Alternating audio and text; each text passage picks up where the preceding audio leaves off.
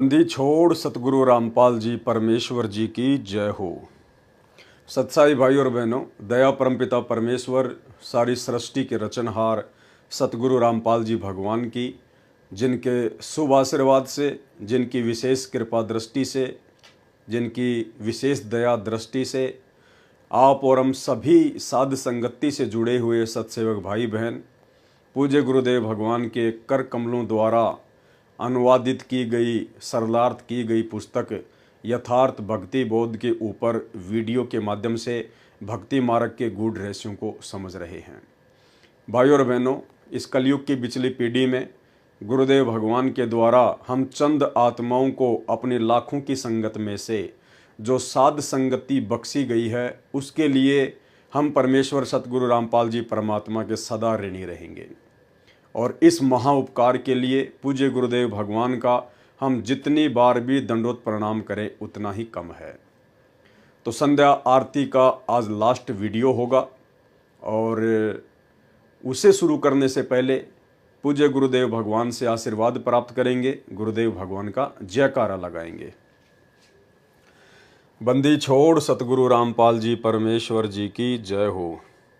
परमपिता परमात्मा सारी सृष्टि के रचनहार, कुल मालिक, असंख्य ब्रह्मांडों के स्वामी, जगत गुरु, तीनों लोकों में प्रवेश करके सबका भरण पोषण करने वाले राजाधिराज, आत्माधार, नाथों के नाथ, देवों के देव, महादेव, सर्वेश्वर, महेश्वर, मृत्युंजय, अजरो अमर, आदि अनादि, सनातनी प्रभु, जगत पिता जगदीश्वर, श्री श्री 1008 की उपाधि के वास्तविक अधिकारी, अकाल मूर्त सौद स्वरूपी राम वासुदेव, सर्वगतम ब्रह्म, परम पूज्य, प्रथम पूज्य, परम संत, परम पुरुष, परम धनी, परम दयालु, सत्य कबीर, हक्का कबीर, अल्लाहु कबीर, अल्लाहु अकबर, बाखबर, अल्लाह ताला, जगत के तारणहार, जगत के मुक्तिदाता, जगत के जगन्नाथ, हारे के सहारे, हिंदुओं के राम, मुसलमानों के अल्लाह, सिखों के वाहिगुरु, ईसाइयों के मसीह, दया के सागर दया निधि, करुणा के सागर करुणा निधि, स्वयंभू परिभू, संकट मोचन, कष्ट हरण, मंगल करण, दुख भंजन,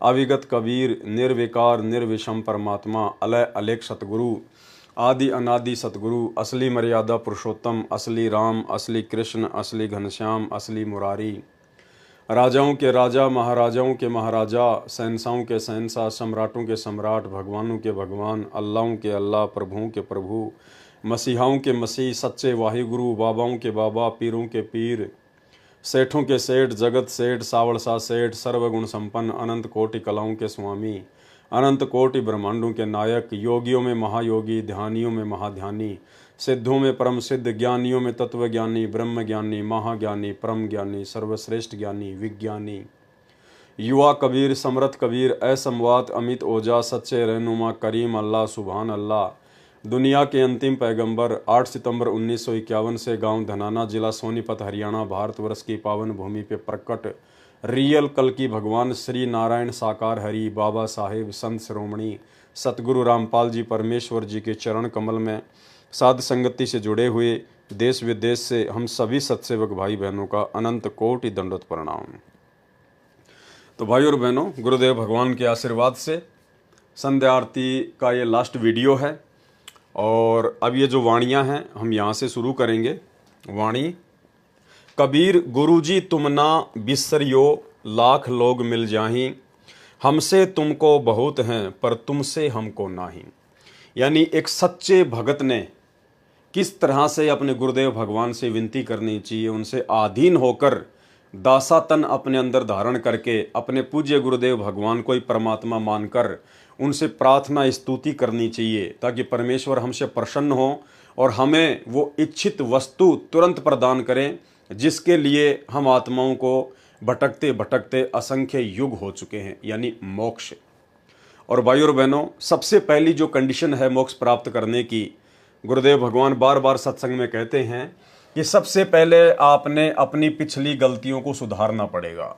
पिछली गलतियां मतलब असंख्य युगों से हम पूज्य गुरुदेव भगवान की, कबीर परमात्मा की शरण में रहते हुए आ रहे हैं, लेकिन हर बार हम लोग एक ही गलती कर जाते हैं और वो गलती है उस वक्त वो कबीर परमात्मा जो सतगुरु रूप धारण करके आता है, गुरु रूप धारण करके आता है, अपने नूरी तेजपुंज वाले शरीर के ऊपर एक हल्का और कोट धारण करके आता है, हम इंसानों जैसा इंसान बन के आता है, एक आम व्यक्ति जैसी लीला करता है, हम उस वक्त उस पूर्ण परमेश्वर को सतगुरु रूप में ना पहचान कर हम किसी और को ही भगवान मानते रहते हैं, जिस कारण से असंख्य युगों से इस परमेश्वर की शरण में रहते रहते भी हम आज तक मोक्ष प्राप्त नहीं कर पाए। और वर्तमान में गुरुदेव ने सबसे पहले हमें यही बात समझाई कि जो गलती तुमने 650 साल पहले की थी वो गलती आज मत दोहराना। और 650 साल पहले सबसे बड़ी गलती थी गुरु को परमात्मा ना मानने की गलती। परमेश्वर ने बार बार अपने सत्संगों में हम समझाया।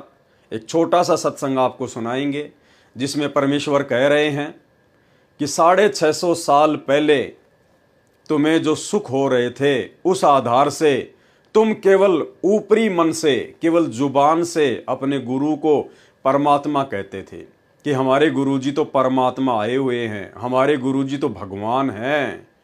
और परमात्मा कहा भी करते थे 650 साल पहले कि भाई आप मुझे परमात्मा नहीं मानते, लेकिन हम कहते नहीं, हम आपको परमात्मा ही मानते हैं, हम आपको भगवान ही मानते हैं। लेकिन अंतर्यामी से कुछ भी छुपा हुआ नहीं था। उन्हें पता था कि ये ऊपरी मन से मुझे परमात्मा परमात्मा कह रहे हैं, लेकिन इनके अंदर बिल्कुल भी जगह नहीं है। सुनिए सत्संग। परमात्मा ने ये देखना चाहा कि ये मेरे विचारों को से कितने परिचित हैं, इनके अंदर कुछ दृढ़ता भी है जो ये बोलते हैं कि हम तो मोक्ष चाहते हैं, हम आपके अतिरिक्त किसी को नहीं चाहते हैं, आप हमारे परमात्मा हो, आपसे हमें वो सुख मिले हैं जो हमें कहीं पर भी प्राप्त नहीं हुए थे। ये ऊपरले मन से कह रहे हैं या इनके अंदर भी कोई स्थान है। ये परीक्षा लेने के लिए परमात्मा ने, कबीर परमेश्वर ने एक लीला की थी। और यही कारण था भाइयों और बहनों हमारे नीचे गिरने का। हमने परमेश्वर से झूठ कहा कि हम आपको परमात्मा मानते हैं, लेकिन वे तो अंतर्यामी हैं, उन्हें तो अंदर की बात का पता है। इसलिए परमेश्वर ने 64 के 64 लाख अपने शिष्यों को एक परीक्षा के माध्यम से रिजेक्ट कर दिया। और आज वर्तमान में सतगुरु रामपाल जी भगवान स्वयं वो कबीर परमात्मा सतलोक से अवतरित हैं, सतलोक से इस मृतलोक में प्रकट हैं, विद्यमान हैं।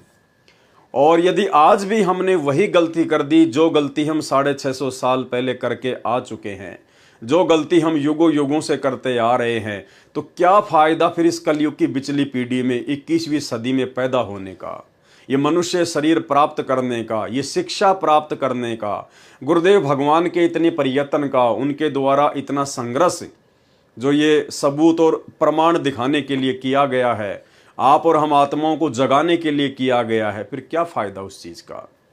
तो आज हम वो गलती नहीं करेंगे, कम से कम सत्सेवक भाई बहन तो वो गलती बिल्कुल भी नहीं करेंगे, क्योंकि आज परमात्मा ने ऐसा कोई भी सबूत, ऐसा कोई भी प्रमाण शेष नहीं छोड़ा है जो ये साबित करता हो कि संत रामपाल जी परमात्मा नहीं हैं या संत रामपाल जी खुद ही कबीर जी नहीं हैं।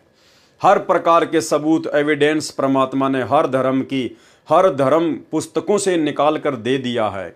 और उससे ऊपर परमेश्वर के जो गुण होते हैं, कबीर परमात्मा के जो गुण होते हैं, कोडी को काया देना, निर्धन को माया देना, अंधे को आंख देना, बांझ को पुत्र देना, निर्धन को संपत्ति देना, आज सब कुछ परमेश्वर छप्पर फाड़ के दे रहे हैं, छप्पर फाड़ के। और उसके बावजूद भी यदि हम अपने गुरुदेव भगवान को कबीर परमेश्वर के रूप में नहीं देखेंगे तो धिक्कार है फिर आप और हमारे इस मानव जन्म को।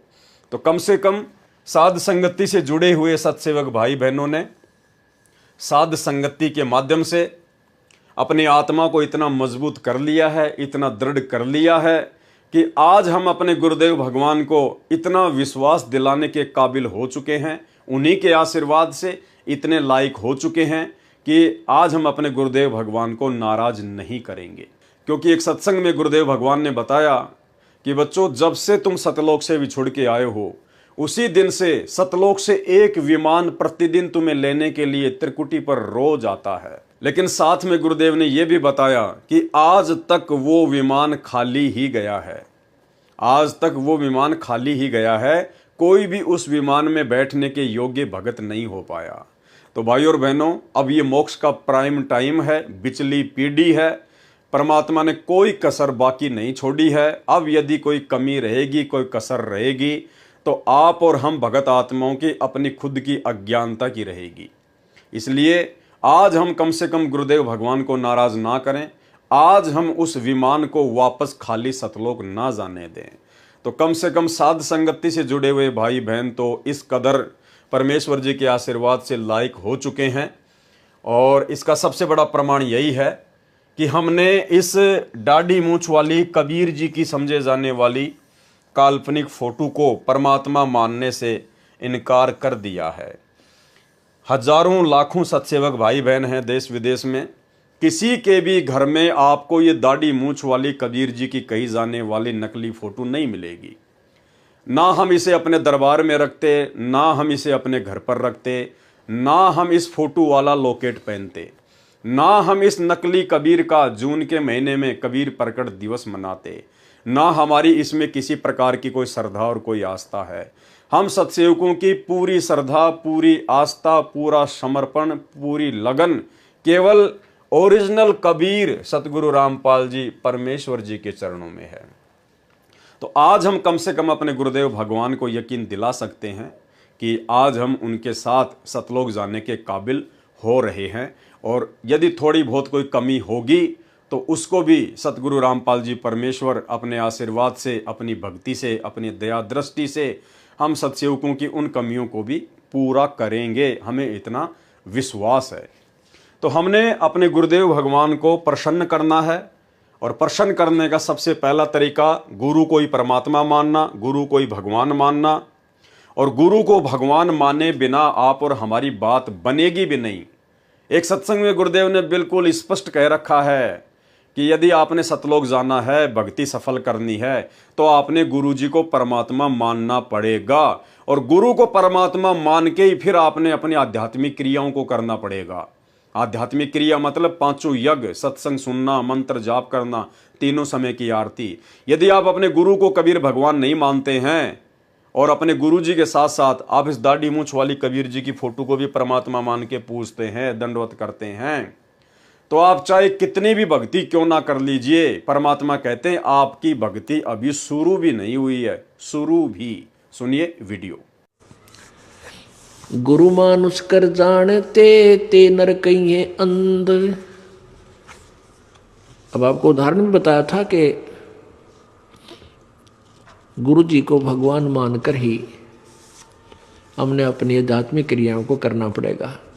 क्योंकि आप जब गुरु जी के पास जाओगे तो आपके मन में ये होगा, यदि इनके स्थान पर भगवान होते आज तो आप कैसा व्यवहार करते। निष्कपट गदगद आत्मा और चेहरे की तरह इन्हें देखते रहते।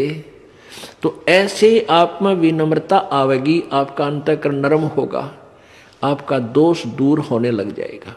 यदि आप इस दास को अपने जैसा ही एक व्यक्ति समझोगे, भाई थोड़ी बहुत दो बात सीख रहा है, गुरुजी है नाम देता ले लेता हूँ, इससे लाभ नहीं होगा।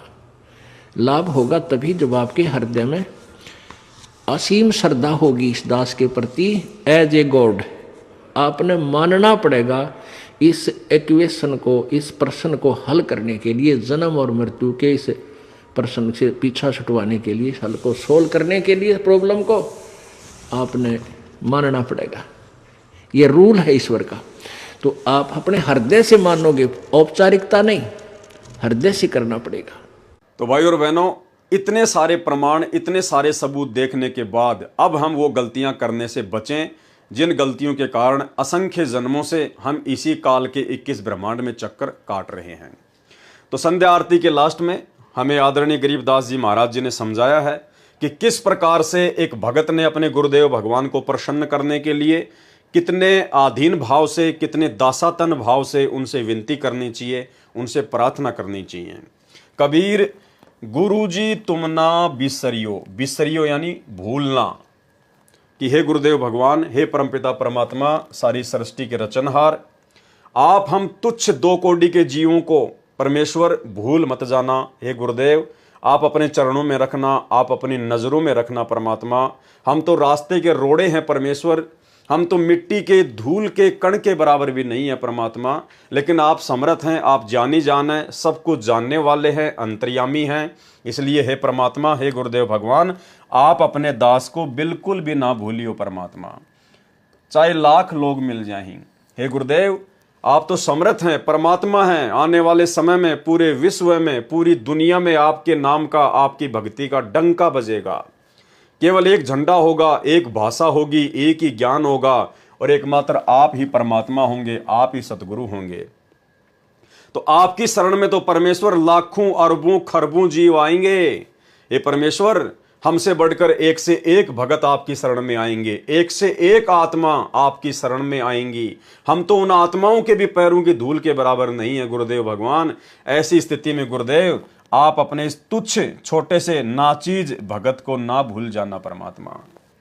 हमसे तुमको बहुत हैं। ये परमेश्वर, हमारे जैसे दो कोटि के जीव तो आपके लिए बहुत हैं, असंख्य हैं परमात्मा। हमारे जैसे तो ना जाने कितने भगत हैं आपके परमात्मा, लेकिन गुरुदेव भगवान, आप जैसे सतगुरु हमको बिल्कुल भी नहीं मिलेगा। तुमसे हमको नहीं, आप जैसे सतगुरु हमें नहीं मिलेंगे। हमारे जैसे भगत तो आपको लाखों मिल जाएंगे, करोड़ों मिल जाएंगे परमात्मा, लेकिन आप जैसे सतगुरु फिर हमें और दूजा कोई नहीं मिलेगा। इसलिए गुरुदेव भगवान, हमें अपने चरणों में बनाए रखना। कबीर गुरुजी, तुम ना भूलियो, चाहे लाख लोग मिल जाहीं। हमसे तुमको बहुत हैं, पर तुमसे हमको नहीं। कबीर, तुमरे बिसारे क्या बने। बिसारना यानी भूल जाना, भुला देना। मैं किसकी शरण में जाऊं, शिव विरंची मुनि नारदा, तिनके हृदय न समाऊं। हे गुरुदेव भगवान, हे सतगुरु रामपाल जी परमेश्वर, तुमरे बिसारे क्या बने, मैं किसकी शरण में जाऊं। हे गुरुदेव भगवान, यदि आपने हमें भुला दिया, यदि आपने हमें अनदेखा कर दिया, तो परमेश्वर, मैं किसकी शरण में जाऊंगा। और कौन है आपके अलावा जिसकी शरण ग्रहण करनी चाहिए। आप सबसे सर्वशक्तिमान हैं, आप सर्वज्ञ हैं परमेश्वर, सर्व सृष्टि के रचनहार हैं। आपके अलावा परमात्मा इस सृष्टि में अन्य कोई देव नहीं है जिसकी शरण ग्रहण करनी चाहिए, जो हमें मुक्ति दिला दे, जो हमें मोक्ष दिला दे, जो हमें 84 लाख योनियों के कष्टों से दूर कर दे। तुमरे बिसारे क्या बने, जो मैं किसकी शरण में जाऊं। शिव विरंची मुनि नारदा, तिनके हृदय न समाऊं। शिव यानी शंकर भगवान, विरंची यानी श्री ब्रह्मा जी, मुनि नारदा यानी ब्रह्मा जी का पुत्र नारद। कहते हैं परमात्मा, आपने यदि हमें नीचे गिरा दिया, आपने यदि हमें भुला दिया, तो परमात्मा हम तो ना घर के रहेंगे ना घाट के रहेंगे गुरुदेव भगवान।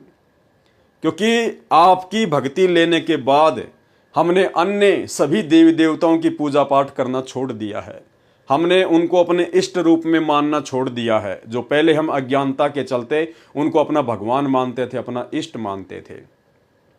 हे परमेश्वर, जब से हमने आपको अपना इष्ट बनाया है, आप सतगुरु को ही हमने अपना इष्ट बनाया है, अपना परमात्मा बनाया है, अपना भगवान माना है, तब से ये अन्य नकली भगवान, 21 ब्रह्मांड की सभी शक्तियां, 33 करोड़ देवी देवता, ब्रह्मा विष्णु महेश, काल दुर्गा, ये भी हमसे नाराज हैं, हमसे खफा हैं, और ये मौका देख रहे हैं कि कब ये भगत अपने सतगुरु के चरणों से दूर हटे, कब ये भगत मर्यादा तोड़े, और मैं इसको अपने जाल में, अपने षड्यंत्र में पहले से कहीं ज्यादा जबरदस्त तरीके से फंसा लूं।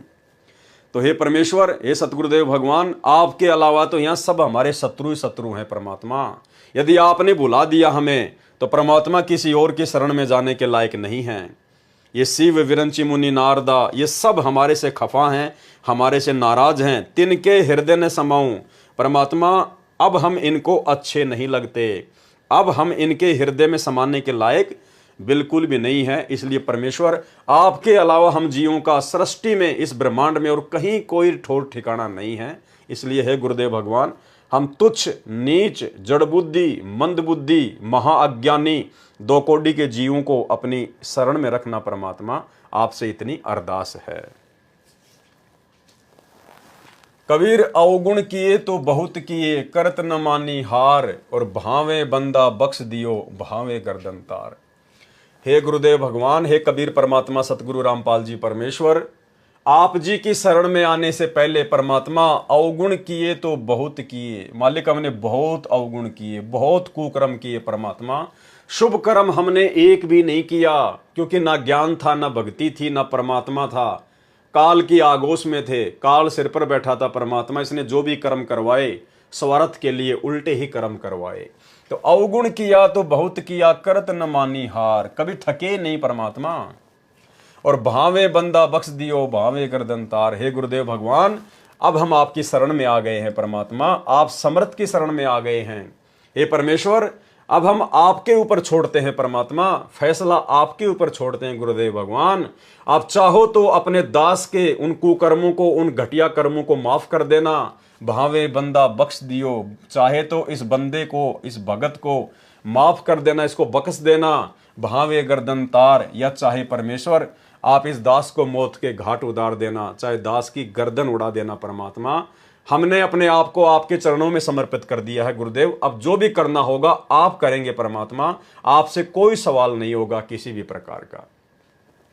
कबीर अवगुण मेरे बाप जी, बख्शो गरीब निवाज। हे परमेश्वर, मेरे उन अनंत अवगुणों को जो मैंने युगों युगों से किए हैं परमात्मा, बिना भक्ति के, बिना जानकारी के, अवगुण मेरे बाप जी, बख्शो गरीब निवाज। गरीब निवाज यानी दीन दयाल परमात्मा, दुखियों का भगवान। हे परमेश्वर, हे सतगुरु रामपाल जी भगवान, मेरे उन अवगुणों को माफ करना परमात्मा, जो मैंने अनजाने में किए हैं। जो मैं पूत कपूत हूं, बहुर पिता को लाज। हे परमेश्वर, कहते हैं यदि बेटा, यदि कुपूत भी हो जाए, कुपात्र भी हो जाए, तो भी पिता को ही लाज होती है, पिता को फिर भी जो है शर्म होती है, पिता फिर भी माफ कर देता है। हे गुरुदेव भगवान, आप तो परम पिता हैं, आप तो आत्मा के पिता हैं। जब ये सांसारिक पिता जो खुद अवगुणी होता है, वो भी अपने पुत्र के अवगुणों को माफ कर देता है, बार बार विनती करने से, विनय करने से, तो आप तो आत्मा के पिता हैं। आप जी तो पूरी सृष्टि के पिता हैं, सबके उत्पत्ति करता हैं। आपसे बढ़कर कौन है परमेश्वर। हे गुरुदेव, हमारे उन अवगुणों को, मुझ नीच को कपूत समझकर माफ कर दीजिए परमेश्वर। कबीर मैं अपराधी जन्म का, नक्सिक भरे विकार, और तुम दाता दुख भंजना, मेरी करो संहार। हे गुरुदेव भगवान, हे सतगुरु रामपाल जी परमेश्वर, मैं तो जन्म जन्मांतरों से आपका अपराधी हूं परमात्मा, क्योंकि शास्त्र विरुद्ध साधना करते रहने से मैंने हमेशा पाप ही किए हैं परमेश्वर। मैंने कोई अच्छा काम किया ही नहीं कभी। कबीर मैं अपराधी जन्म का, जन्म जन्म से अपराधी हूं परमात्मा। जब से मैं सतलोक से आया हूं इस काल के साथ, उसी समय से आपका अपराधी हूं परमात्मा। मैंने उल्टे ही काम किए हैं।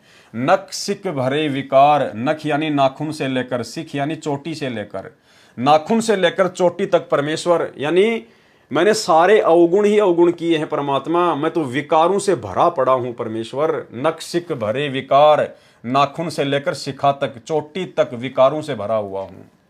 और तुम दाता दुख भंजना, हे परमेश्वर, आप तो दुखों का भंजन करने वाले हैं, आप तो क्षमा की मूर्ति हैं। मेरी करो संभार परमात्मा, मुझदास पर रहम करना गुरुदेव, मेरी संभाल रखना परमात्मा, मुझदास को अपनी नजरों में रखना। कबीर अब के जो सतगुरु मिले, सब दुख आंखों रोई, और चरणों ऊपर शीस धरूं, कहूं जो कहनी हुई। तो हमें तो सतगुरु मिल गए हैं, और अब मौका है हमारे पास में उन तमाम गलतियों की समायाचना करने का। जो भी कुछ अपने मन की बात हैं, जो हम युगों युगों से नहीं कह पा रहे थे, आज हम वो बातें अपने गुरुदेव से हम करेंगे, हम करते हैं। हम अपने गुरुदेव की चरण सेवा में बैठते हैं, अपने मन की बात करते हैं परमात्मा से। यानी जो भी हमने कुछ कहना है, अब हम अपने गुरुदेव भगवान से कहेंगे, अपने परमात्मा से कहेंगे, अपनी आत्मा के पति से कहेंगे अपने मन की बात। कबीर जैब के सतगुरु मिले, सब दुख आंखों रोई, और चरणों ऊपर शीस धरूं, कहूं जो कहनी होई।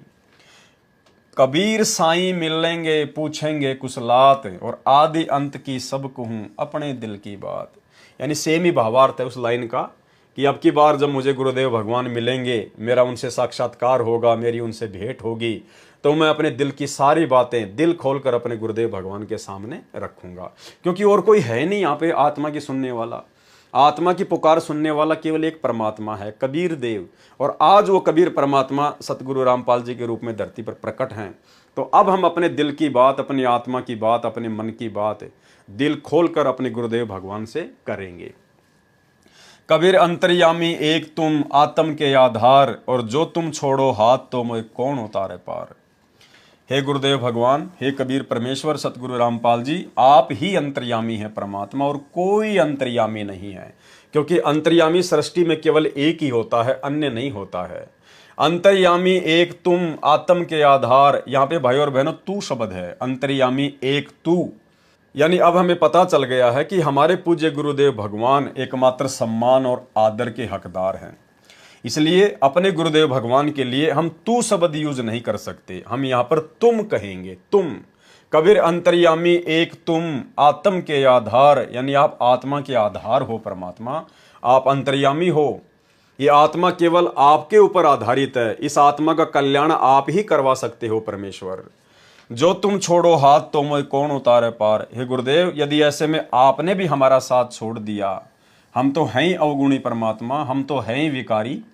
इसलिए परमेश्वर आप दया करना, यदि आपने भी हमारा हाथ छोड़ दिया तो इस भवसागर में परमात्मा हमारा हाथ पकड़ने वाला और दूसरा कोई नहीं है, हमारे को यहाँ से पार उतारने वाला, 21 ब्रह्मांड से हमारी नैया को पार उतारने वाला, सतलोक भेजने वाला और कोई नहीं है। इसलिए परमेश्वर अपने दास पर, अपनी दासियों पर सदैव अपना प्यार भरा आशीर्वाद बनाए रखना। तो इस प्रकार से हमने अपने गुरुदेव भगवान से इन वाणियों के माध्यम से और बहुत ही आधीन भाव से हमने विनती करनी है। कबीर जी के दोहे का सरलार्थ परमेश्वर कबीर जी ने चित्रार्थ किया है कि भगत की कैसी श्रद्धा होनी चाहिए। भगत की अपने गुरु जी के प्रति ऐसी श्रद्धा होनी चाहिए। कैसी? शिष्य कहे कि हे गुरुदेव, आप जी हमारे को ना भुलाना, चाहे आपके लाख अनुयायी हो जाएं, क्योंकि हमारे जैसे शिष्य तो आपके बहुत हैं, परंतु हमारे को आप जैसा ज्ञान संपन्न गुरु पृथ्वी पर नहीं है। गुरु जी तुम ना बिसरियो, चाहे लाख लोग मिल जाहीं, और हमसे तुमको बहुत हैं पर तुमसे हमको नहीं। कबीर तुमरे बिसारे क्या बने, मैं किसकी शरण में जाऊं, और शिव विरंची मुनि नारदा इनके हृदय न समाऊं। यदि आप मुझे बिसर गए, भूल गए तो मेरा क्या होगा, मैं किसकी शरण में जाऊंगा। यदि आप मुझे भूल गए तो मेरा क्या होगा, मैं किसकी शरण में जाऊं।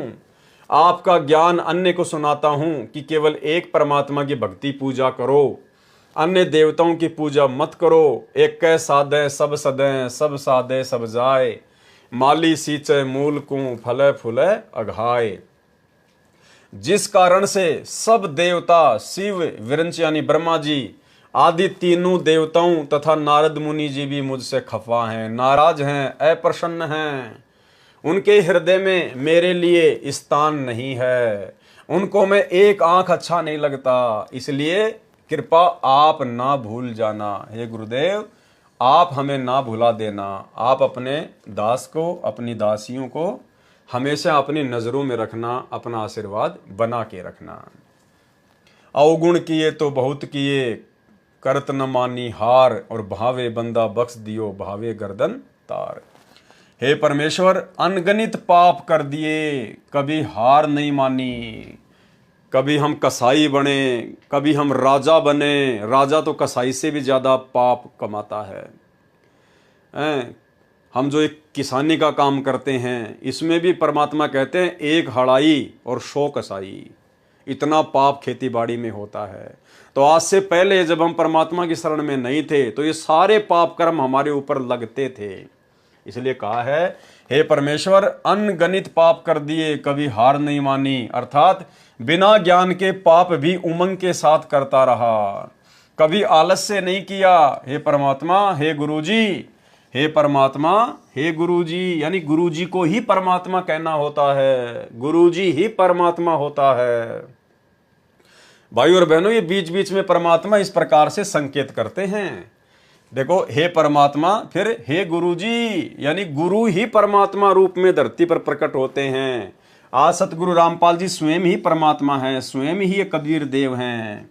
और इसीलिए तो हमने इस दाढ़ी मूंछ वाली कबीर जी की नकली फोटो को परमात्मा मानना छोड़ दिया है। हे परमात्मा, हे गुरुजी, अब आपकी शरण में आ गया हूं। चाहे इस बंदे, इस मनुष्य को, इस भगत को क्षमा करो, चाहे गर्दन उतार लो, परंतु रखियो अपनी शरण में।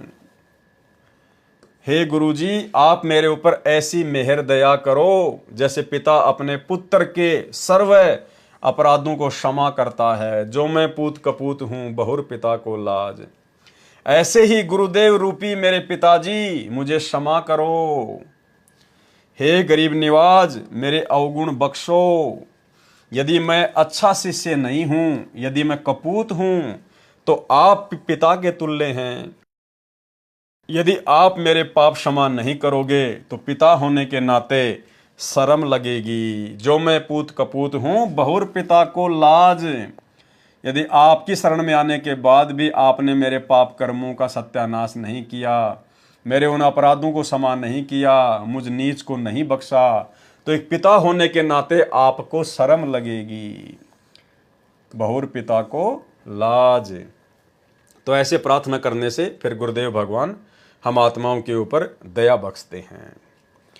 हे गुरुदेव, तत्व ज्ञान ना होने के कारण मैं तो जन्म से ही गलतियां अपराध करता आ रहा हूं।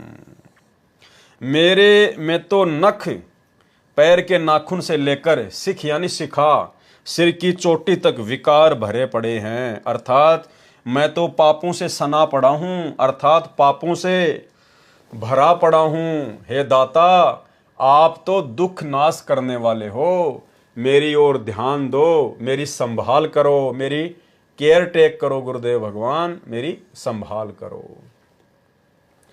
तत्व ज्ञान के पश्चात भगत की श्रद्धा ऐसी हो जाती है, भगत कहता है कि यदि अब की बार सतगुरु मिल गए, जय इबके सतगुरु मिले, सब दुख आंखों रोए, और चरणों ऊपर शीस धरूं, कहूं जो कहनी होए।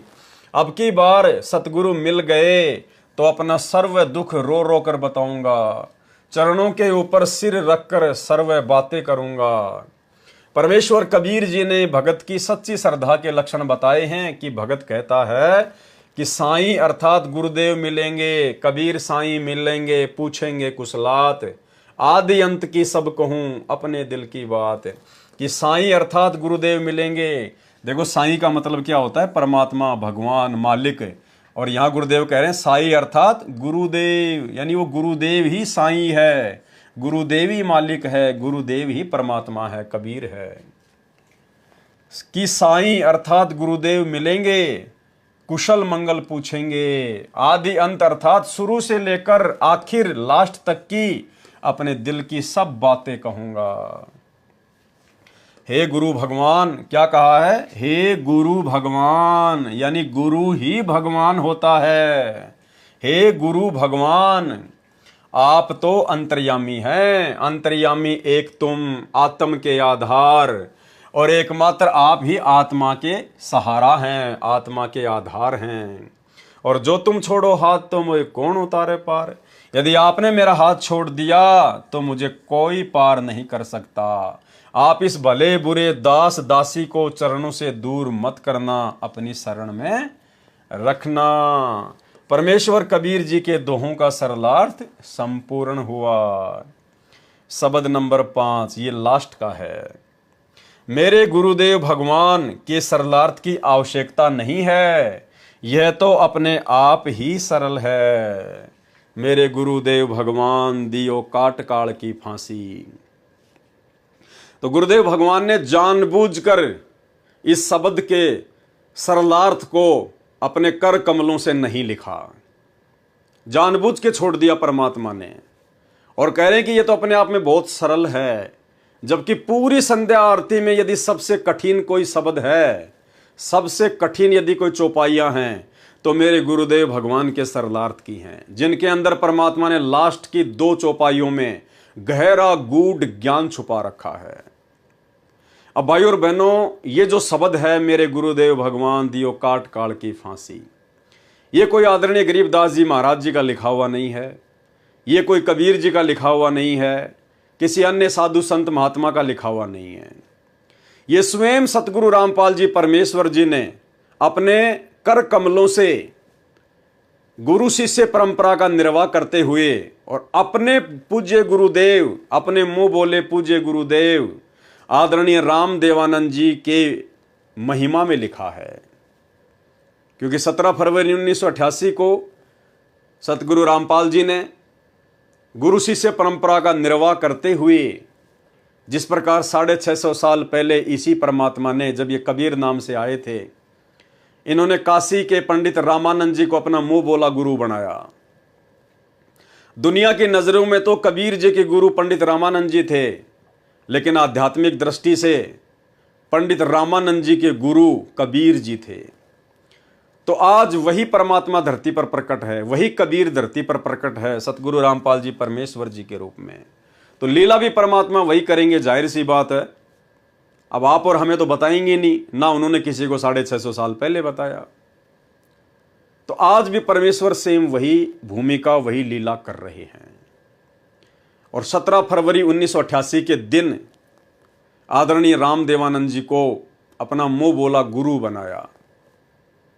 और ये बात दास आपको पूज्य गुरुदेव के कर कमलों से लिखी हुई एक अन्य पुस्तक जब जब भूल पड़े, जिसके ऊपर हमने 10 वीडियो बनाए थे, उनमें दास ने आपको स्पष्ट रूप से गुरुदेव भगवान के कर कमलों से लिखा हुआ दिखा भी दिया, जिसमें खुद आदरणीय राम देवानंद जी, जिनको हम अपना दादा गुरु जी कहते हैं, उन्होंने खुद संत रामपाल जी के सामने विनती करते हुए कहा था कि मैंने तो परमात्मा पा लिया और आपका पाना बड़ा मुश्किल हो गया, बड़ा दुर्लभ हो गया।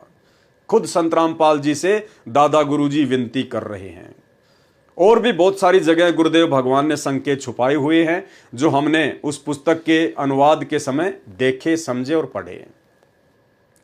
तो भाइयों और बहनों, ये जो शब्द है महिमा का, मेरे गुरुदेव भगवान दियो काट काल की फांसी, ये सतगुरु रामपाल जी परमेश्वर जी ने अपने मुंह बोले गुरु आदरणीय राम देवानंद जी की महिमा में लिखा है, गुरु शिष्य परंपरा का निर्वाह करते हुए। आप और हमें ये सिखाने के लिए, ये समझाने के लिए कि एक सच्चे भगत का अपने गुरु जी के प्रति कितना प्रेम होना चाहिए, गुरु जी के प्रति कितनी श्रद्धा होनी चाहिए, कितनी अगाध और अटूट श्रद्धा होनी चाहिए।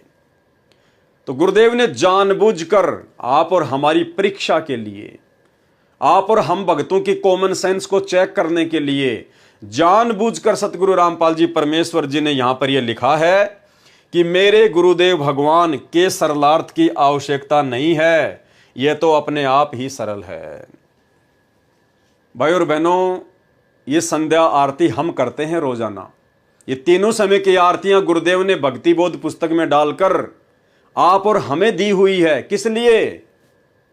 अपने गुरुदेव भगवान की स्तुति के लिए, उनकी महिमा के लिए।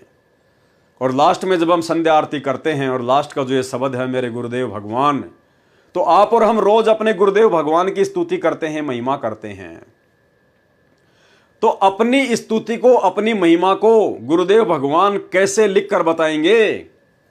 क्या हमारे अंदर इतनी कॉमन सेंस भी नहीं है? क्या तत्वदर्शी संत की शरण में आने के बाद और 30 वर्षों से इतना ज्ञान लेने के बाद क्या आज भी गुरु को यह बताने की आवश्यकता पड़ेगी कि भाई तुम लोगों ने किस प्रकार से मेरी महिमा करनी है, तुम भक्तों ने किस प्रकार से अपने गुरु सतगुरु रामपाल जी को महत्व देना है? क्या आज भी गुरुजी बताएंगे हमें? तो फिर धिक्कार है आप और हमारे को, जो हमने गुरुदेव भगवान से इतना अनमोल तत्व ज्ञान प्राप्त किया और उसके बावजूद भी हम गुरु महिमा को नहीं समझ पा रहे, गुरु के महत्व को नहीं समझ पा रहे। तो इस शब्द का सरलार्थ ना करके गुरुदेव भगवान ने आप और हमारे ऊपर छोड़ दिया, आप और हमारी कॉमन सेंस के ऊपर छोड़ दिया कि भाई मैंने तो एक भगत का रोल करते हुए और एक भगत के गुरु जी के प्रति क्या भाव होने चाहिए, मैंने तो पूरी श्रद्धा के साथ में ये शब्द गाया है। अब तुम भक्तों की मेरे प्रति कितनी श्रद्धा है, तुम भक्तों ने अपने सतगुरु रामपाल जी को कितना समझा है, कितना जाना है, कितना पहचाना है।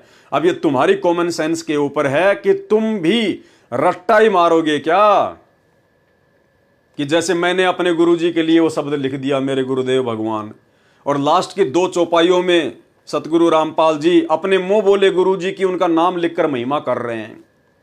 तो हम भक्तों की क्या जिम्मेदारी बनती है? अरे हमारे गुरु सतगुरु रामपाल जी हैं, आदरणीय राम देवानंद जी हमारे गुरु जी नहीं हैं। हम अपने गुरुदेव सतगुरु रामपाल जी परमेश्वर जी की महिमा के लिए पैदा हुए हैं। हम दादा गुरु जी की महिमा करने के लिए पैदा नहीं हुए। दादा गुरु जी तो आप और हमारी तरह खुद एक भगत थे, आप और हमारी तरह एक सामान्य मानुष थे, इंसान थे। उनको तो गुरु जी ने खड़ा किया था लोक दिखावे में, गुरु शिष्य परंपरा का निर्वाह करने के लिए। तो ये आप और हमारी कॉमन सेंस के ऊपर छोड़ दिया सतगुरु रामपाल जी परमेश्वर जी ने कि हम क्या करेंगे इस शब्द को लेकर, या फिर तोते की तरह रट्टा ही मारेंगे। जैसा सतगुरु रामपाल जी अपने गुरु जी की महिमा कर रहे हैं तो हम भी उन्हीं वाणियों को वैसा ही बोलेंगे। तो फिर महिमा किसकी हुई, दादा गुरु की या सतगुरु रामपाल जी परमेश्वर जी की? तो शब्द क्या है?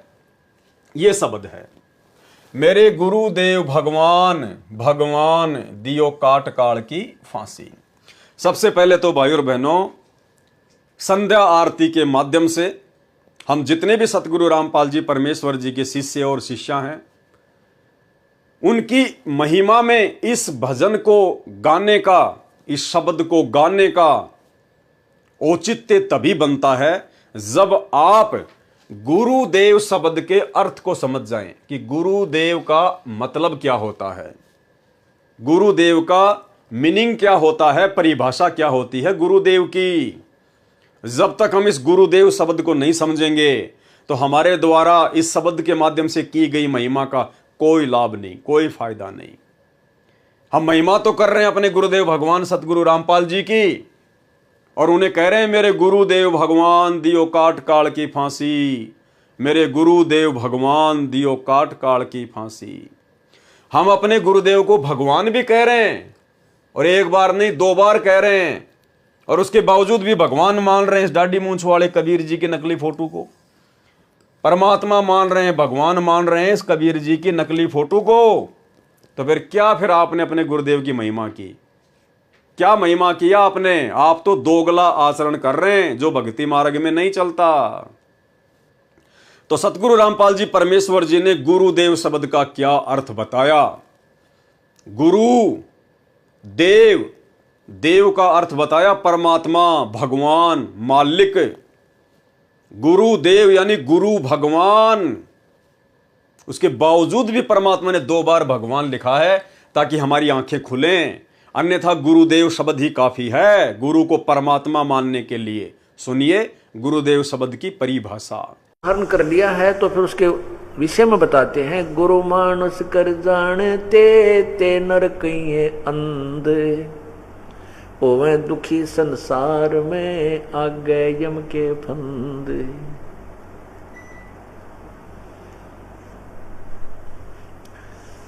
जो व्यक्ति गुरु को एक सिंपल मैन मानता है, साधारण व्यक्ति मानता है, मनुष्य मानता है, तो कहते हैं उनको ज्ञान वाली आँखियां नहीं हैं, वो अंधे हैं।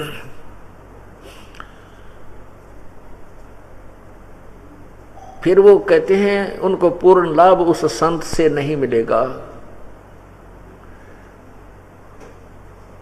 होवे दुखी संसार में, फिर आज्ञा यम यानी काल के फंद, काल के जाल में वो फंसा रह जाएगा।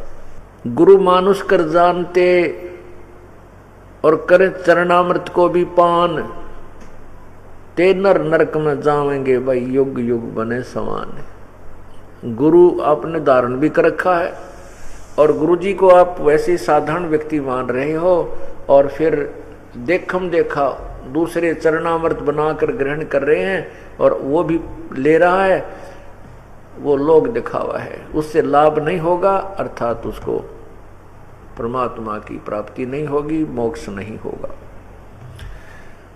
अब प्रश्न उठता है, तो क्या गुरु भगवान होता है?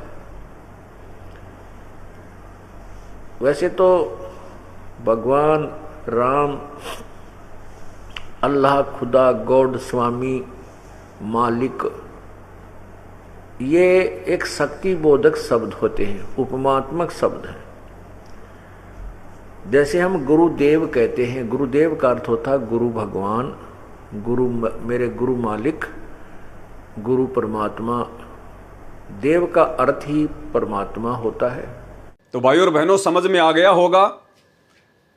उसके बाद मेरे गुरुदेव भगवान दियो काट काल की फांसी। हमने केवल अपने गुरुदेव भगवान से ही विनती करनी है, केवल उन्हीं से प्रार्थना करनी है। इस 21 ब्रह्मांड से ये जन्म मरण के रोग को समाप्त करवाने के लिए, ये जन्म मरण की फांसी को समाप्त करवाने के लिए, ये पशु पक्षियों की योनियों से सदा सदा के लिए मुक्ति प्राप्त करने के लिए हमने केवल अपने गुरुजी से ही प्रार्थना करनी है, और किसी से कोई स्तुति कोई प्रार्थना नहीं करनी है। हमने इस दाढ़ी मूंछ वाली कबीर जी की फोटो को भगवान मान के उनसे प्रार्थना नहीं करनी कि हे कबीर जी मेरी फांसी काटियो, 21 ब्रह्मांड से मेरा उद्धार करियो, मेरा मोक्ष करियो। ये जड़ है, ये मुर्दा फोटो है, ये ना चल सकती, ना बोल सकती, ना हिल सकती, ना डुल सकती, ना खा सकती, ना पी सकती, ना सत्संग सुना सकती, ना नाम दे सकती, ना आशीर्वाद दे सकती, कुछ नहीं कर सकती। ये केवल एक मुखौटा है, एक निर्जीव वस्तु है। सजीव जिंदा हमारे सामने है, सतगुरु रामपाल जी परमेश्वर जी हैं। हमने केवल इन्हीं से हर प्रकार की इच्छा, हर प्रकार की डिमांड, हर प्रकार की स्तुति, हर प्रकार की प्रार्थना केवल हमने अपने गुरुदेव भगवान से करनी है। अन्य किसी भी देव महादेव से, किसी भी शक्ति से हमने सौपन में भी कोई इच्छा जाहिर नहीं करनी है, क्योंकि सबसे बड़े परमात्मा, सबसे बड़े देव, सबसे बड़ी शक्ति है सतगुरु रामपाल जी। ये स्वयं सतलोक के राजा हैं, कबीर भगवान हैं। मेरे गुरुदेव भगवान दियो काट काल की फांसी। अवगुण किए घनेरे फिर भी भले बुरे हम थारे। यहां पर शब्द तेरे, हम अपने गुरुदेव के लिए तेरे शब्द यूज नहीं कर सकते। तो राजस्थानी में थारे बोलते हैं, थारे यानी जैसे आप, इस प्रकार राजस्थान में बोलते हैं थारा, थारी, थारे, तो एक सम्मानजनक हो जाता है ये। अवगुण किए घनेरे फिर भी भले बुरे हम थारे। हे परमेश्वर, मैं तो हूं ही अवगुणी। मैंने तो जन्म से लेकर और वर्तमान समय तक और ना जाने पिछले जन्म जन्मांतरों में जब मैं आपकी शरण में नहीं था, इस तत्व ज्ञान से परिचित था, हे परमेश्वर मैंने तो अवगुण ही किए हैं मालिक। गुण तो मैंने एक भी किया ही नहीं, अच्छा कर्म तो एक भी किया ही नहीं। हे परमात्मा, आज हमें ज्ञान हो गया, इसलिए अब हम जैसे भी हैं, हम भले थे या बुरे थे परमात्मा, लेकिन हम आपके हैं। हे गुरुदेव भगवान, हम आपके हैं। अवगुण किए घनेरे फिर भी भले बुरे हम थारे।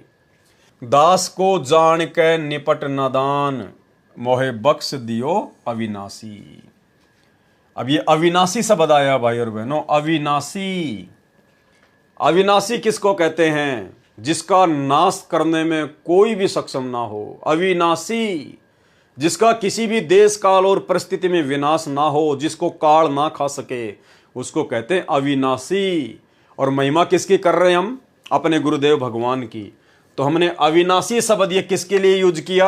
अपने गुरुदेव भगवान के लिए, सतगुरु रामपाल जी परमेश्वर जी के लिए। तो कौन है सतगुरु रामपाल जी परमेश्वर? अविनाशी। तो अविनाशी मां के गर्भ से जन्म लेके आएगा क्या? अरे अविनाशी परमात्मा 8 सितंबर 1951 को मां के गर्भ से जेल में लिपट के आएगा क्या? ये कॉमन सेंस की बात है। और इसीलिए हम सत्सेवकों ने सतगुरु को अविनाशी मानकर 8 सितंबर को इनका प्रकट दिवस मनाना शुरू किया। और इस कागज की फोटो को जो कबीर भगवान की समझी जाती है, हमने इसको रिजेक्ट कर दिया कि हमारे अविनाशी हमें समझ में आ चुके हैं। अविनाशी सतगुरु, अविनाशी परमात्मा केवल सतगुरु रामपाल जी परमेश्वर हैं। तो यहां पर अविनाशी शब्द कहकर परमेश्वर की महिमा की गई है, अविनाशी कहकर। तो भाई या तो आप सतगुरु रामपाल जी परमेश्वर जी को अविनाशी कहना छोड़ दो। अगर आप जी इस दाढ़ी मूंछ वाली कबीर जी की फोटो को भगवान मानते हैं, जून के महीने में इसका प्रकट दिवस मनाते हैं, तो फिर आप संत रामपाल जी को अविनाशी कहना छोड़ दीजिए। फिर आप ये दो नाव की सवारी भक्ति मार्ग में नहीं चलेगी। ना घर के रहोगे, ना घाट के, अंत में धोबी के कुत्ते बन के घूमोगे यहीं पे। क्योंकि गुरु मानुष कर जानते, ते नर कहिए अंध, ओमें दुखी संसार में, और आ गए यम के फंद। कबीरा ते नर अंध हैं जो गुरु को कहते और हरि के रूठे ठोर हैं, गुरु रूठे नहीं ठोर। यदि आप अपने गुरु जी को परमात्मा नहीं मानते हैं, अविनाशी नहीं मानते हैं, कबीर नहीं मानते हैं, तो भाई और बहनों, फिर इस जन्म में तो मोक्ष की उम्मीद बिल्कुल भी मत करना।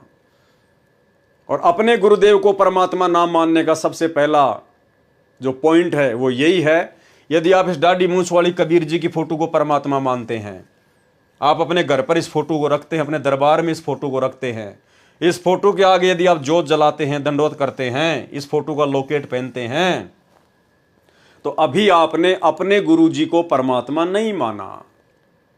तो यहां पर अविनाशी शब्द है। अविनाशी शब्द केवल परमेश्वर के लिए यूज होता है, और परमात्मा पूरी सृष्टि में केवल एक ही है, 2 या 3 नहीं है। और वो एक परमात्मा आज हमारे गुरुदेव भगवान के रूप में प्रकट हैं। तो इससे भी ये साबित हो जाता है कि सतगुरु रामपाल जी परमेश्वर ही पूर्ण ब्रह्म परमात्मा है, कबीर देव हैं। अब ये सारी बातें सतगुरु रामपाल जी भगवान थोड़ी बताएंगे हमें। वो थोड़ी कहेंगे कि मैं अविनाशी हूं, मैं कबीर हूं, मैं सबका भगवान हूं। इसीलिए तो परमात्मा ने इसका सरलार्थ नहीं किया, हम भक्तों की कॉमन सेंस पर छोड़ दिया कि इतना समझाने के बाद, इतना ज्ञान देने के बाद अब भी अगर ये लकीर के फकीर बने हुए हैं तो क्या फायदा फिर इनको आगे सतलोक ले जाने का। उससे अच्छा तो गंदगी यही ठीक है। तो अविनाशी का मतलब होता है वो परमात्मा जो कभी विनाश में नहीं आता। और विनाश में कौन नहीं आएगा? जिसका जन्म नहीं होता। भाई जिसका जन्म होगा वो तो मरेगा, विनाश में आएगा। और जो है अविनाशी, जो स्वयंभू है, उसका कौन क्या नाश कर देगा, कौन क्या बिगाड़ देगा। तो 8 सितंबर 1951 को सतगुरु रामपाल जी परमेश्वर किसी माँ के गर्भ से जेर में लिपट के नहीं आए आप और हमारी तरह। ये स्वयंभू परमात्मा है, ये अनंत कोटि कलाओं का स्वामी है। ये हम तुच्छ 2 कोटि के जीवों की चरम दृष्टि को धोखा देके एक क्षण में क्या लीला खेल जाए, इस परमेश्वर की गति का वारन पार नहीं है। अवगुण किए घनेरे फिर भी भले बुरे हम थारे, और दास को जान के निपट नदान हो नादान, मोहे बख्श दियो अविनाशी। अपने गुरु जी को अविनाशी कह रहे हैं। अगली वाणी, मेरे उठे उमंग सी दिल में, तुम्हें याद करूं पल पल में। हे परमात्मा, हे गुरुदेव भगवान, आपने ऐसा अनमोल ज्ञान दे दिया है, आपने ऐसा अनमोल ये तत्व ज्ञान दे दिया है परमेश्वर। आपने आत्मा को इतनी उमंग में भर दिया है कि मैं आपको पल पल याद करूं परमात्मा। एक पल भी आप मेरी यादों से दूर नहीं होते हो परमात्मा। मेरे चिंतन से, मेरी सोच से आप एक पल भी दूर नहीं होते हो। अब केवल आप ही का चिंतन, आप ही का मनन, आप ही के ज्ञान के ऊपर विचार विमर्श, और परमात्मा दूसरा कोई काम नहीं। मेरे उठे उमंग सी दिल में, तुम्हें याद करूं पल पल में। आपका ऐसा मक्खन ज्ञान यो जगत बिलोवे लासी। कि हे गुरुदेव भगवान, आपने हमें जो अनमोल तत्व ज्ञान दिया है, जो सत्संग सुनाए हैं, ये तो परमात्मा मक्खन की तरह है। मक्खन की तरह, मक्खन जिसको एक बार तैयार कर दिया जाता है वो कभी खराब नहीं होता। फिर मक्खन, और ये दुनिया, ये जगत बिलोवे लासी। और ये दुनिया तो परमात्मा आपके इस मक्खन ज्ञान के अभाव में, और ये तो लस्सी को रड़क रही है, लस्सी को बिलो रही है। अरे लस्सी को मथने से कुछ भी नहीं निकलेगा, कुछ भी नहीं निकलेगा। मथ के मक्खन निकाल दिया। वो मक्खन ज्ञान तो है संत रामपाल जी का, जो सारे शास्त्रों का मंथन करके उन्होंने आप और हमें दे दिया, सार निकाल कर दे दिया। देसी घी है उनका तत्व ज्ञान। और ये दुनिया क्या कर रही है? ये घी निकालने के बाद, मक्खन निकालने के बाद में जो लस्सी बचती है, जो कि जानवरों को पिलाई जाती है, कहते हैं दुनिया तो उस लस्सी को मथ रही है कि इसमें घी निकलेगा। अब उस लस्सी में घी नहीं निकलेगा, चाहे पूरा जिंदगी उसको मथनी करते रहो, चाहे उसको रगड़ते रहो, उस लस्सी में से कभी घी नहीं निकलता। तो आप और हमारा सौभाग्य कि परमेश्वर ने हमें वो मक्खन निकाल कर दे दिया। और ये दुनिया सतगुरु रामपाल जी की शरण से वंचित होने के कारण ये तो लस्सी को रड़क रही है, ये तो लस्सी को मथ रही है, बिलो रही है। कुछ नहीं मिलेगा इन दुनिया वालों को, अंत में वहीं के वहीं रहेंगे। या दुनिया सुख से सोवे, थारा दास उठ कर रोवे। यहाँ एक शब्द आ गया फिर तेरा, तेरा की जगह बोलेंगे थारा। या दुनिया सुख से सोवे, थारा दास उठ कर रोवे। यानी हे परमात्मा, हे गुरुदेव भगवान, ये दुनिया तो आपकी जानकारी के अभाव में, आपसे तत्व ज्ञान ना लेने के चलते, और ये इन्हीं सांसारिक सुखों को सुख मानकर जो कि दुख के मूल कारण हैं, इन्हीं सांसारिक सुख सुविधाओं में जकड़ी हुई है और ये दुनिया तो निश्चिंत होकर सो रही है। कार कोठी बना ली, बच्चे हो गए, धन संपदा हो गई, बच्चे नौकरी लग गए, तो सोच रहे हैं कि बस हमने सब कुछ प्राप्त कर लिया, या दुनिया सुख से सोए। कौन सा सुख? झूठे सुख को सुख मान के ये दुनिया निश्चिंत होके सोई पड़ी है और थारा दास उठ कर रोवे। और परमेश्वर आपने अपने दास को ऐसा ज्ञान दे दिया परमात्मा कि अब आंखों से आंसू निकलते हैं कि हम भी इन लोगों की तरह पहले इसी प्रकार से झूठे सुख को सुख मान के और इस काल की गोद में बैठे हुए थे। हे परमेश्वर, अब आपने ऐसा अनमोल ज्ञान दे दिया परमात्मा, आपने वास्तविक सुख की परिभाषा से परिचित करवा दिया कि सतलोक की तुलना में तो 21 ब्रह्मांड के महासुरग के जो सुख हैं वो भी ऊंट के मुंह में जीरे के बराबर नहीं है। सतलोक वाले सुखों की तुलना में तो 21 ब्रह्मांड में सुख देखने को नहीं मिलते, देखने को भी। तो आपका दास उठ के रोता है, यानी पल पल उन बातों को याद करके आपके द्वारा हमारे ऊपर जो महा उपकार किया गया है परमेश्वर, उस उपकार को याद करके हमें रोना आता है। हमारी नींद उड़ गई है परमात्मा कि अब यदि हम रह गए किसी भी गलती से तो ये काल अब हमें ऐसा नाच नचाएगा, ऐसा नाच नचाएगा जिसकी हम कल्पना भी नहीं कर सकते। तो अब हम रोते हैं कि हे परमेश्वर, अब आप हमारा हाथ ना छोड़ देना गुरुदेव भगवान। हम नादानों को अपनी शरण में रखना परमात्मा, अपने चरणों में रखना मेरे परमेश्वर, क्योंकि अब हमें काललोक के इन सुख रूपी दुखों का और सतलोक के वास्तविक सुखों का आप जी के तत्व ज्ञान से वास्तविक ज्ञान हो गया है। या दुनिया सुख से सोवे, थारा दास उठ कर रोवे। मेरा मेटो आवण जान, या करियो मेहर जरासी। है परमात्मा, मेरा आवण जान मेटियो मालिक। आवण यानी मनुष्य जन्म प्राप्त करना, और जाना यानी मरने के बाद फिर 84 लाख योनियों में जाना, नरक में जाना। तो हे परमेश्वर, हे गुरुदेव भगवान, हे सारी सृष्टि के समर्थ परमात्मा सतगुरु रामपाल जी भगवान, मेरा मेटो आवण जान, मेरा ये आने और जाने का जो चक्कर है, जो काल ने मुझे फंसा रखा है परमेश्वर, आप इसको समाप्त करना, आप इसको मेटना। या करियो मेहर जरासी। ये परमेश्वर, आपके लिए तो ये जन्म मरण का चक्कर समाप्त करना एक छोटा सा काम है परमात्मा आपके लिए तो। या करियो मेहर जरासी, आपके लिए तो जरा सा काम है परमात्मा, जरा सा काम है। और हमारे लिए तो परमात्मा ये पहाड़ से भी बढ़कर दुख बना हुआ है। तो हमारे गुरुदेव इतने समर्थ हैं, इतने महान हैं परमात्मा, कि जन्म और मरण को समाप्त करना जो 21 ब्रह्मांड में किसी के बस की बात नहीं है। ये काल भी खुद जन्म और मरण में है, दुर्गा भी जन्म और मरण में है, ब्रह्मा विष्णु महेश 33 करोड़ देवी देवता सब जन्म मरण में है। यहां पर ये जेल है, इस जेल से बाहर कोई निकल ही नहीं सकता जब तक ये परमात्मा स्वयं निकाल कर ना लेकर जाए। इसलिए भगत अपने गुरुदेव भगवान की महिमा कर रहा है कि हे गुरुदेव भगवान, आप इतने समर्थ हैं, आप इतने शक्तिशाली हैं परमेश्वर। जो काम 21 ब्रह्मांड में किसी के लिए भी मुमकिन नहीं है परमेश्वर, आपके लिए तो वो जरा सा काम है। या करियो मेहर जरासी, आप इतने समर्थ हैं।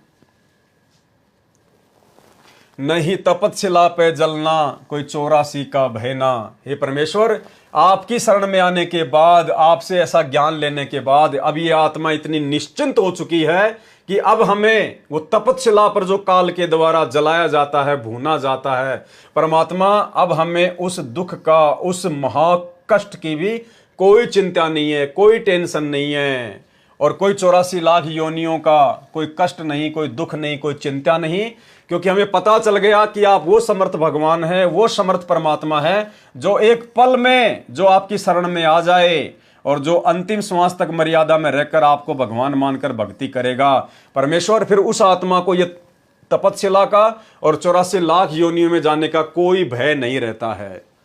जिस प्रकार आदरणीय गरीबदास जी महाराज जी जब सतलोक देख कर आए तो फिर उन्होंने अपनी अमृतवाणी में कहा कि अजब नगर में ले गए हमको सतगुरु आण, झिलके बिंब अगाध गति और हम सूते चादर ताण। कि भाई हम तो अपनी आंखों से सतलोक देख के आ गए और जैसा परमात्मा ने बताया बिल्कुल वैसा ही है सब कुछ। अब हमें कोई टेंशन नहीं है, कोई चिंता नहीं है। अजब नगर में ले गए यानी सतलोक में ले गए हमको सतगुरु आण, यानी जिंदा महात्मा के रूप में वो सतगुरु, वो कबीर स्वयं आए और हमें उस अजब नगर में ले गए।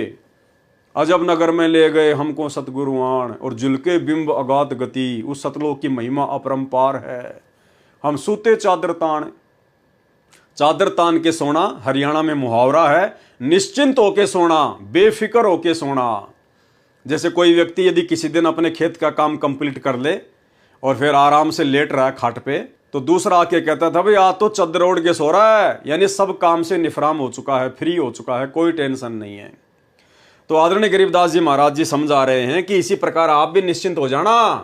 यदि आपको वो सतगुरु मिल गया, वही भगवान मिल गया, और आज हमें मिल गया वही गरीबदास जी का सतगुरु, वही जिंदा महात्मा, वही कबीर परमात्मा हमारे सतगुरु हैं, सतगुरु रामपाल जी भगवान। तो हमें अब ना तो वो तपस्या का कोई चिंता है और ना 84 लाख योनियों में चक्कर काटने की कोई चिंता है, क्योंकि हम भी निश्चित हो गए अपने गुरुदेव के ज्ञान आधार से कि हम तो निश्चित सतलोक जाएंगे ही जाएंगे। ये हमारा अंतिम मनुष्य शरीर है, अंतिम मनुष्य जन्म है ये। इसलिए हमें ना तो 84 लाख प्रकार के योनियों में जाने की कोई चिंता रही। यदि आजीवन मर्यादा में रह के भक्ति करेंगे तो, अगर मर्यादा तोड़ दी फिर तो जाना ही जाना है, फिर तो कोई बचाने वाला नहीं है, क्योंकि परमात्मा के भी कुछ नियम है, कुछ उसूल है भाई, काल के साथ कुछ एग्रीमेंट है। मर्यादा सबसे कंपलसरी है, मर्यादा बीच में है। अगर मर्यादा तोड़ दी फिर 84 लाख योनियों के कष्ट से परमात्मा नहीं बचाएगा, फिर तपस्या के महाकष्ट से ये परमात्मा नहीं बचाएगा। नहीं तपस्या पे जलना कोई 84 का भयना, रोग कट्या सुमेर समान, या गई तृष्णा खांसी। ये परमात्मा, ये सुमेर यानी पहाड़ जैसा ये कष्ट तपस्या का 84 लाख योनियों का आपने एक पल में काट दिया मेरे मालिक, हमें अपनी शरण में लेके। या गई तृष्णा खांसी, तृष्णा खांसी यानी पहले इस बिना ज्ञान के, बिना तत्व ज्ञान के इस मन में खांसी की तरह जो इच्छाएं उठती थी, ये बना लूं, वो बना लूं, ये प्लॉट ले लूं, वो प्लॉट ले लूं, उसके लिए बना दूं, वहां सस्ता मिल रहा वो ले लूं, ये कार खरीद लूं, ये कोठी खरीद लूं। दुनिया भर की वो तृष्णाएं खांसी की तरह ये मन इस मानव शरीर में पैदा करता था, आदमी को एक सेकंड का चैन नहीं लेने देता था। अब परमेश्वर से तत्व ज्ञान मिलने के बाद और ऐसा समर्थ सतगुरु मिलने के बाद अब वो सारी इच्छाएं हर प्रकार की परमेश्वर ने एक झटके में समाप्त कर दी। अब यदि कोई इच्छा है, कोई तृष्णा है, तो केवल सतलोक जाने की है, और कोई तृष्णा, कोई इच्छा नहीं है। रोग कट्या सुमेर समान, या गई तृष्णा खांसी। तुम्हें कहां ढूंढ के लाऊं, मैं तड़प तड़प रह जाऊं। आप गए अमर अस्तान, दई छोड़ तड़पती दासी। अब भाई और बहनों, ये जो लाइन है, ये लाइन हम सतगुरु रामपाल जी परमेश्वर जी के भक्तों ने नहीं बोलनी है, और हम सत्सेवकों ने जो नई भक्ति बोध पुस्तक छपवाई है, हमने उस भक्ति बोध पुस्तक से इस लाइन को परमानेंट हटा दिया है। हम इस लाइन को नहीं बोलते। नई वाली भक्ति बोध में ये लाइन हमने बिल्कुल हटा दी है, और इसीलिए सतगुरु रामपाल जी परमेश्वर जी ने इस शब्द का सरलार्थ नहीं किया, जानबूझकर आप और हमारी कॉमन सेंस के ऊपर छोड़ दिया परमात्मा ने। तुम्हें कहां ढूंढ के लाऊं, मैं तड़प तड़प रह जाऊं।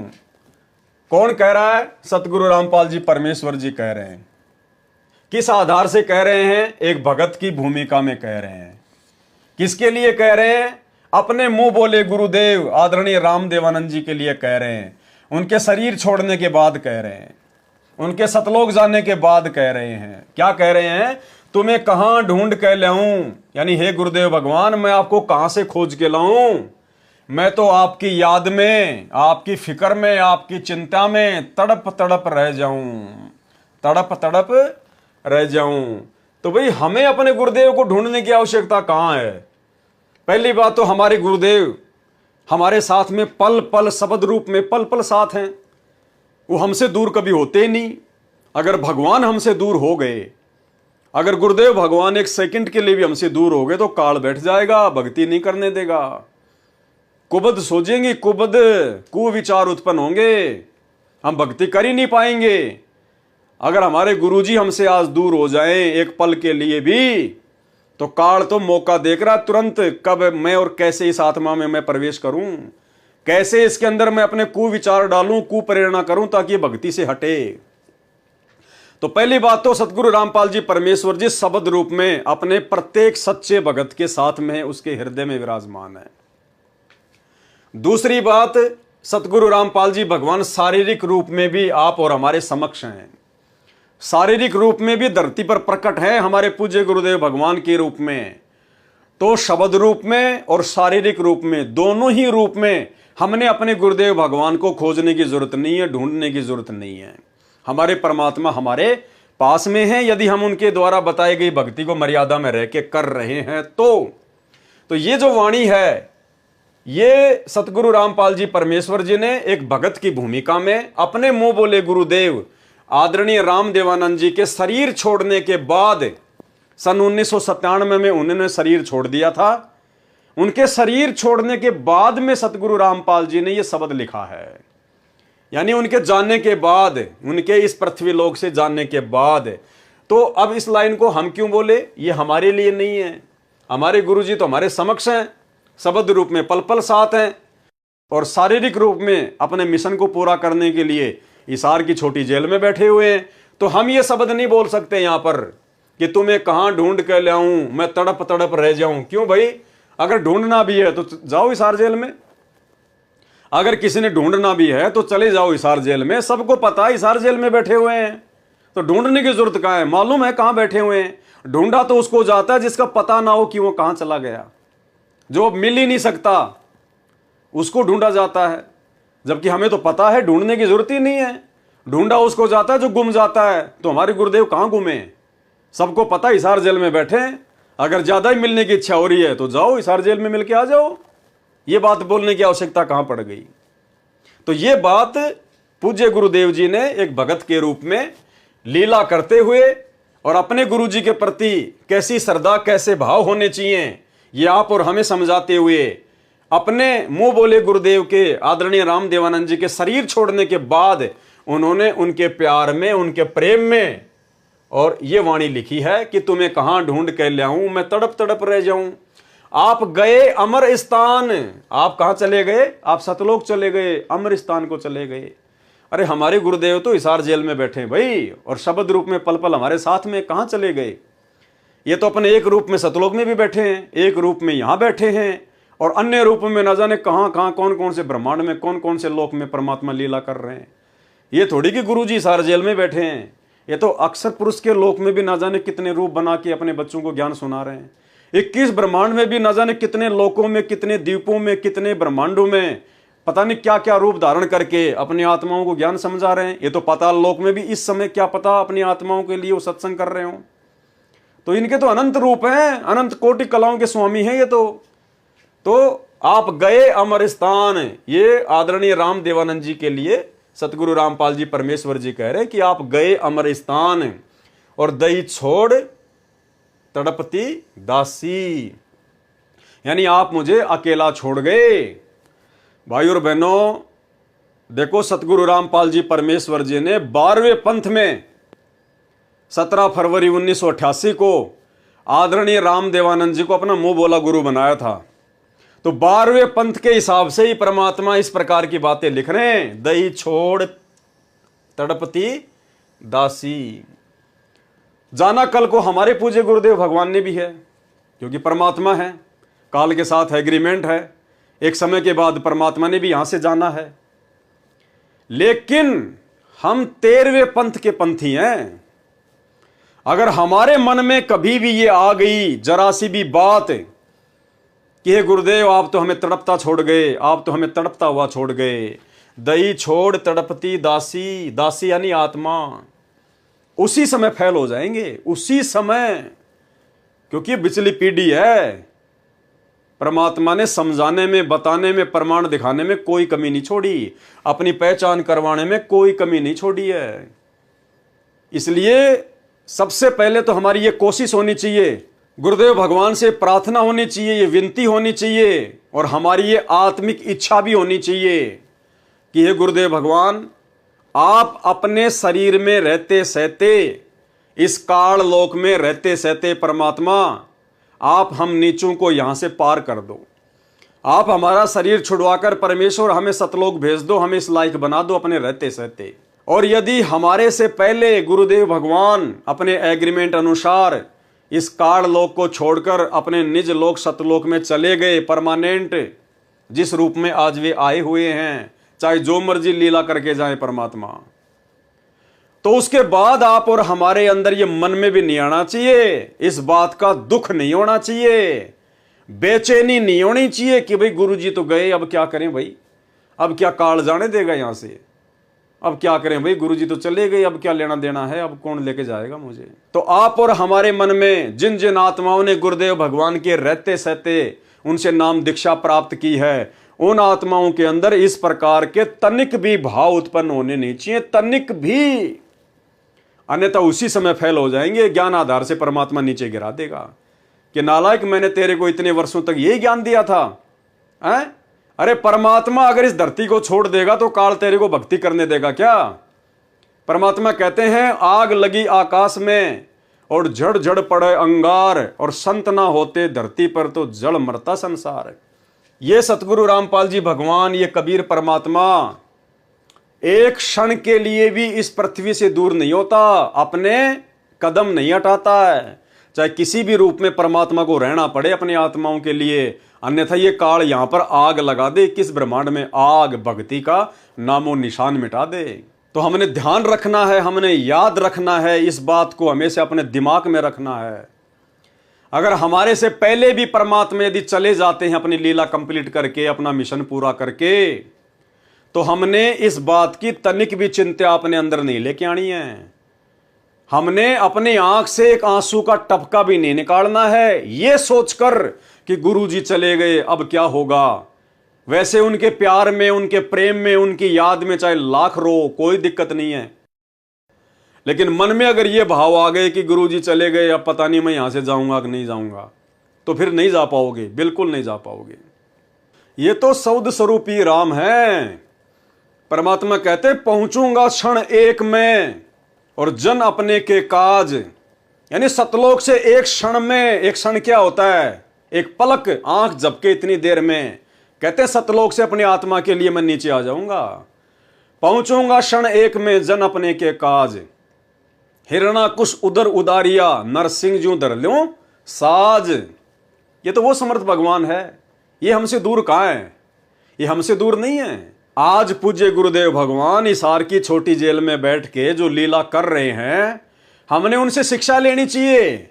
परमात्मा ज्ञान आधार से हमारे को मजबूत कर रहे हैं, हमारी रिहर्सल चल रही है, प्रैक्टिस चल रही है। आप ये सोचिए कि गुरुजी सतलोक चले गए, आप ये ना देखिए कि गुरुजी हिसार जेल में बैठे, नहीं, आप ये सोचिए कि गुरुजी सतलोक चले गए हैं और अब मुझे पीछे से किस प्रकार से, कितनी मर्यादा में रहकर, किस कदर सावधानी बरत कर मुझे अपनी भक्ति पूरी करनी है।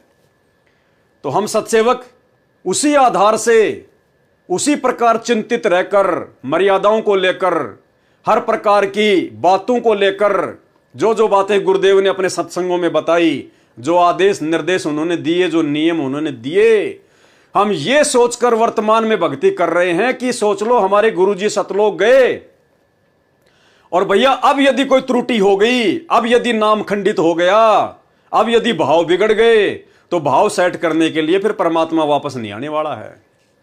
तो ये सोचकर हमने अपनी भक्ति को सफल करना है। तो ये रिहर्सल चल रही है वर्तमान में, उस आगामी समय के लिए परमात्मा वर्तमान में हिसार की छोटी जेल में बैठकर, आप और हम जो इस 21 ब्रह्मांड रूपी काल की बड़ी जेल में बैठे हैं ना, परमात्मा हमारी परीक्षा ले रहा है, हमारी रिहर्सल करवा रहा है मालिक। तो जब गुरुदेव यहां से चले जाए परमानेंट सतलोक के लिए, जिस रूप में आए हुए हैं इस रूप से, तो मन में कभी भी ये चिंता नहीं आनी चाहिए कि गुरुजी चले गए अब मेरा क्या होगा, अन्यथा फिर तेरा कुछ नहीं होगा, फिर कुछ भी। क्यों कहे कबीर, सुनो भाई साधु, मैं तो हूं विश्वास में, और यदि तूने विश्वास ही तोड़ दिया तो फिर तेरा काम कहां से बनेगा, फिर तू काल के जाल में ही रहेगा। तो हमने अपनी आंख में एक आंसू भी नहीं निकालना है। परमात्मा जो मर्जी लीला करके जाए यहां से, हमने इस चिंता में आंख से एक आंसू भी नहीं निकालना कि लो भाई गुरुजी तो चले गए अब क्या होगा, अरे अब क्या होगा, भक्ति पता नहीं पूरी होगी कि नहीं होगी, हम सतलोक जा पाएंगे नहीं जा पाएंगे। नहीं, यहां गुरुदेव जो ये बात लिख रहे हैं, दही छोड़ तड़पती दासी, तो भाई वो तड़पेगा जिसको कंप्लीट भक्ति का कोर्स नहीं मिला होगा, जिसको सच्चा गुरु नहीं मिला होगा, जिसको पूर्ण मोक्ष का मार्ग नहीं मिला होगा, जिसको पूरे सत्संग नहीं मिले होंगे। तो आदरणीय रामदेवानंद जी, वो तो आप और हमारी तरह भगत थे, उनके पास में कहां सच्चा ज्ञान था, कहां सच्चा नाम था, कहां उनके पास में मोक्ष मार्ग था। वो किसका उद्धार कर देते, वो तो किसी का उद्धार कर ही नहीं सकते थे। एक छोटा सा सत्संग सुना रहा हूं आपको सतगुरु रामपाल जी परमेश्वर जी का, जिन्होंने हकीकत बताई कि मेरे गुरुदेव आदरणीय रामदेवानंद जी वो किसी का उद्धार कर ही नहीं सकते थे, वो किसी का मोक्ष कर ही नहीं सकते थे। स्पष्ट कह रहे हैं गुरु जी कि उनसे किसी का मोक्ष होना ही नहीं था। सुनिए। और आज से सभी जितने उनके शिष्य थे सबसे कह दिया था कि आज के बाद मैं तुम्हारा गुरु नहीं हूं, आज से दोबारा इससे उपदेश ले लो और इसको गुरु बनाओ, इससे तुम्हारा मोक्ष होगा। अब यह बात भी नहीं हमारे गले उतरे थी कि उन तो मौज है उनकी।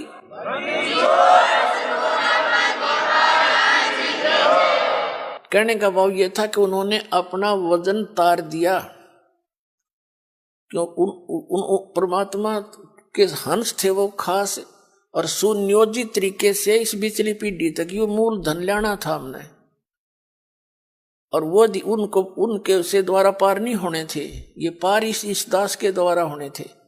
इसलिए उन्होंने अपना पल्ला झाड़ दिया और अपना वजन कति खत्म कर दिया। मैं तुम्हारा गुरु नहीं हूं, अब ये है वो गुरु जिसकी तुम्हें आवश्यकता है। छुड़ानी के अंदर उन्होंने स्पेशल ब्लॉक सबको सामने कह दिया था। तो बुद्धिमान व्यक्ति तो भाई और बहनों, बात समझ में आ रही होगी आपको धीरे धीरे कि मुंह बोला गुरु क्या होता है। मुंह बोला गुरु होता है लोक दिखावे में अपना गुरु बनाना। तो सतगुरु रामपाल जी परमेश्वर जी ने, जो कि स्वयं कबीर परमात्मा है और 650 साल पहले की तरह लीला करते हुए इन्होंने आदरणीय रामदेवानंद जी को अपना मुंह बोला गुरु बना रखा था। तो 12वें पंथ में वो पूरा ज्ञान नहीं था, 12वें पंथ में कंप्लीट मोक्ष मार्ग वाला ज्ञान नहीं था। उस आधार से परमात्मा ये लीला कर रहे, भूमिका करते हुए लिख रहे हैं। लेकिन हम तो 13वें यथार्थ कबीर पंथ के पंथी हैं। पूर्ण ब्रह्म परमेश्वर सतगुरु रामपाल जी परमेश्वर जी के भगत हैं। उन्होंने अनमोल तत्व ज्ञान दे दिया, भक्ति का कंप्लीट कोर्स दे दिया, नहीं दिया तो दे के जाएंगे, उससे पहले जाने वाले नहीं हैं। ये परमेश्वर अपने जिस काम के लिए धरती पर प्रकट होता है उसको पूरा करके जाते हैं, उसको कोई रोक नहीं सकता। तो कंप्लीट कोर्स दे के जाएंगे परमात्मा।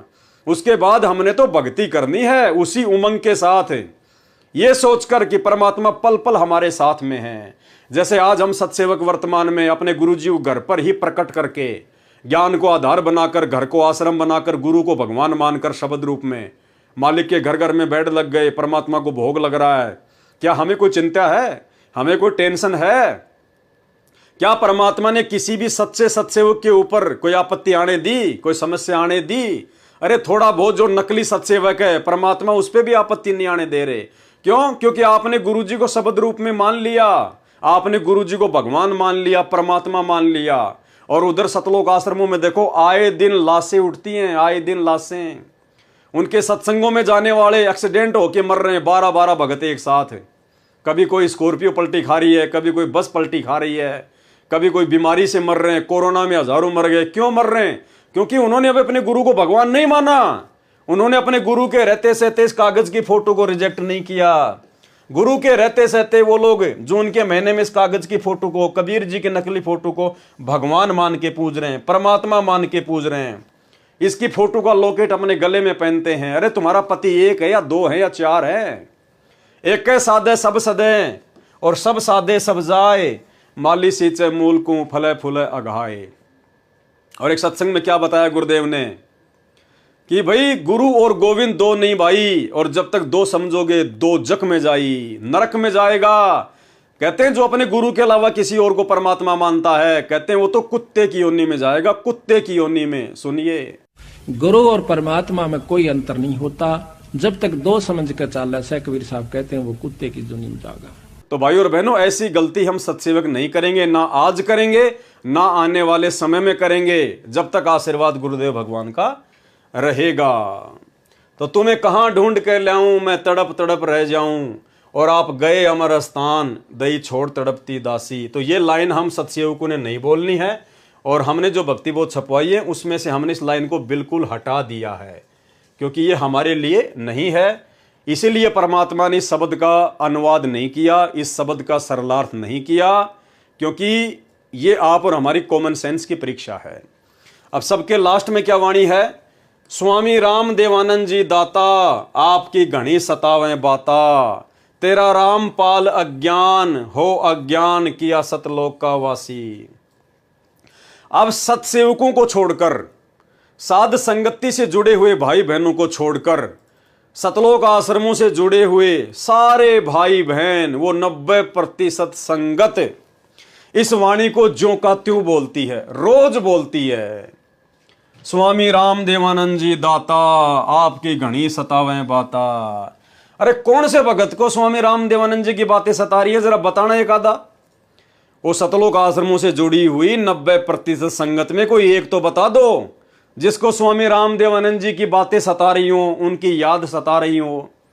अरे तुमने उनको कोई कर्जा दे रखा था क्या, जो कि बिना चुकाए वो मर गए हैं, और तुम्हें उनकी याद आ रही है? अरे तुमने कभी उनके सत्संग सुने क्या? तुमने कभी राम देवानंद जी के सत्संग सुने क्या? तुम लोगों ने राम देवानंद जी से नाम दीक्षा ली है क्या? तुम्हारे गुरु राम देवानंद जी हैं क्या? फिर तुम्हें कौन सी बातें सताएंगी उनकी भाई? ना तुमने उनको कभी देखा, 99.99% संगत ने कभी आदरणीय राम देवानंद जी को देखा ही नहीं, कभी साक्षात रूप में कभी नहीं देखा। ना उनके कोई सत्संग सुने, ना कभी उनके सत्संग कोई रिकॉर्ड हुए, और ना उन्होंने आप लोगों को नाम दीक्षा दी। तो कौन सी बात सताएगी आपको उनकी? फिर क्यों फॉर्मेलिटी कर रहे हो? क्यों फिर झूठ मूठ में ये लाइन बोल रहे हो?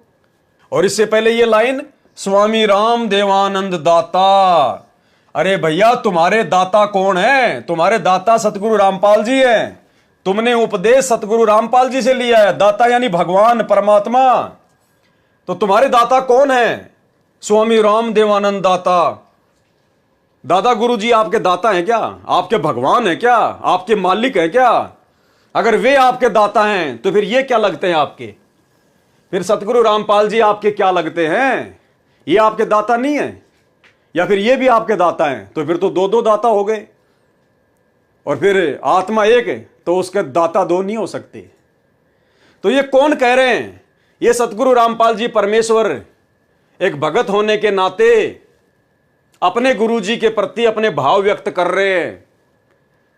सतगुरु रामपाल जी अपने मुंह बोले गुरु जी के लिए उनकी महिमा में आप और हमें ये पाठ पढ़ाते हुए कि एक भगत का गुरु जी के प्रति कैसा भाव होना चाहिए।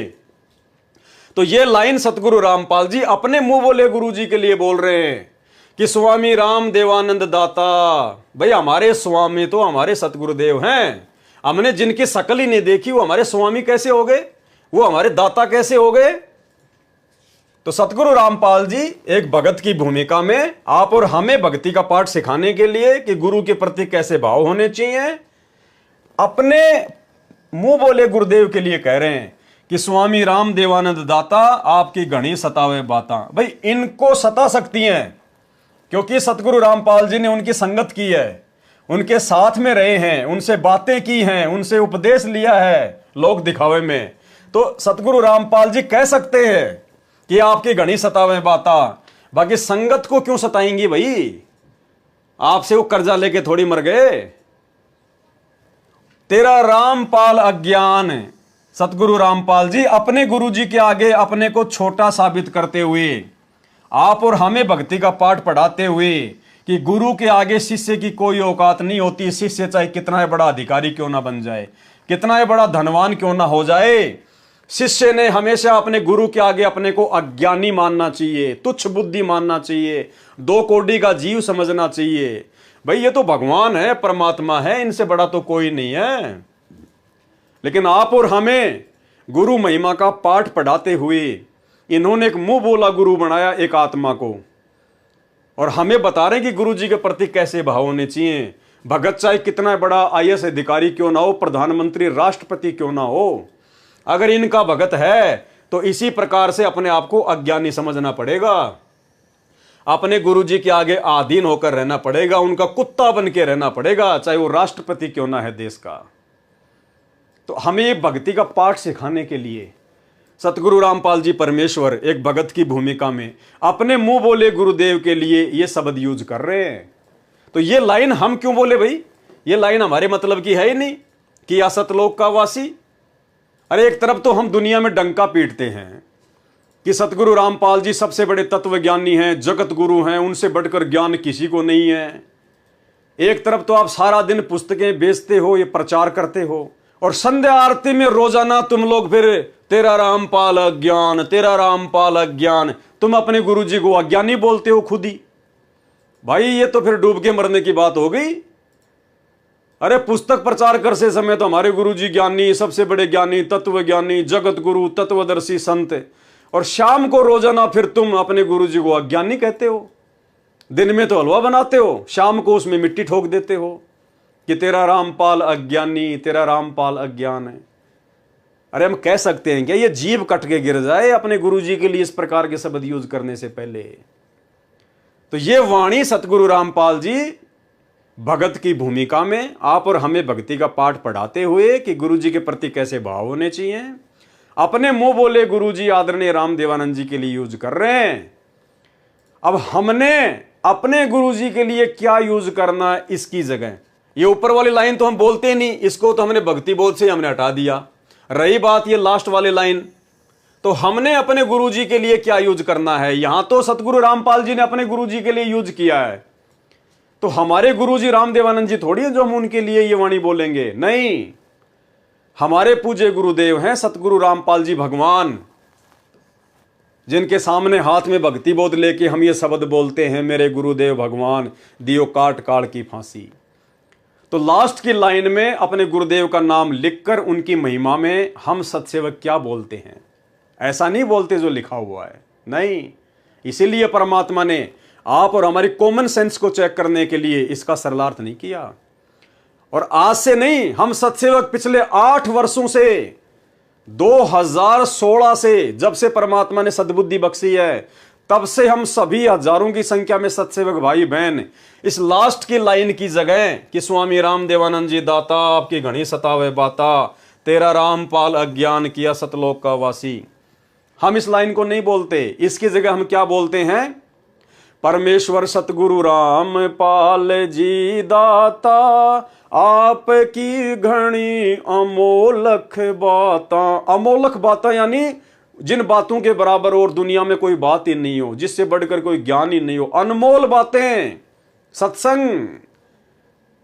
परमेश्वर सतगुरु रामपाल जी दाता आपकी घनी अमोलख बाता, थारा पवन दास अज्ञान अज्ञान कि जो सत्य लोक का वासी।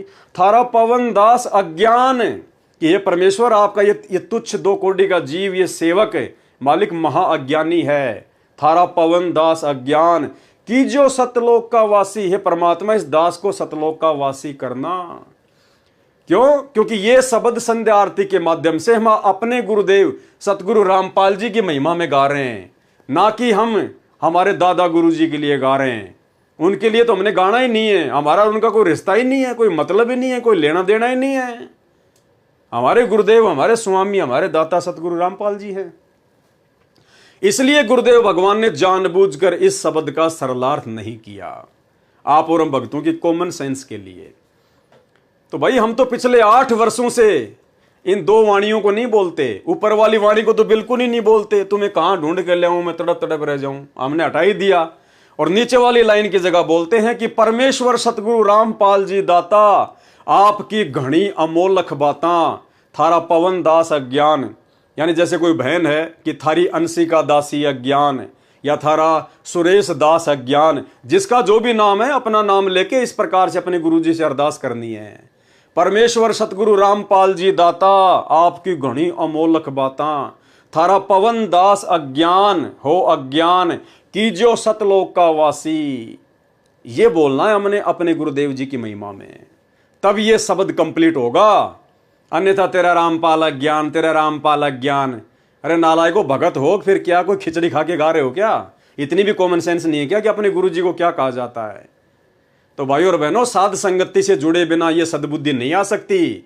और साध संगति से जुड़ना कोई बच्चों का काम नहीं है, वरना कोई जुड़ के दिखा दो ना, कोई जुड़ के तो दिखा दो।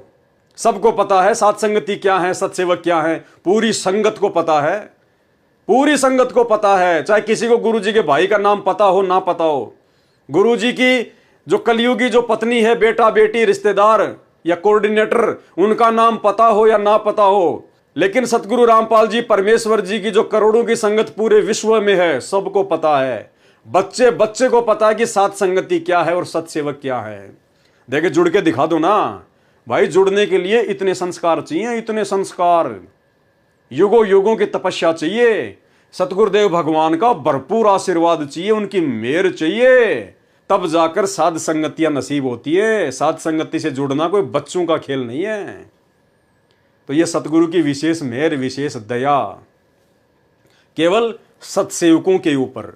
तो भाई और बहनों, बहुत बड़ी रजा, बहुत बड़ी मेहर परम पूज्य परमेश्वर सतगुरु रामपाल जी भगवान की। और ये कार्य जो कंप्लीट हुआ है आज, तीनों समय की आरतियों का, नित्य नियम का कंप्लीट हो चुका सरलार्थ, रमेणी का कंप्लीट हो चुका, और आज संध्या आरती के ऊपर ये लास्ट वीडियो जो कि कंप्लीट हो चुका है।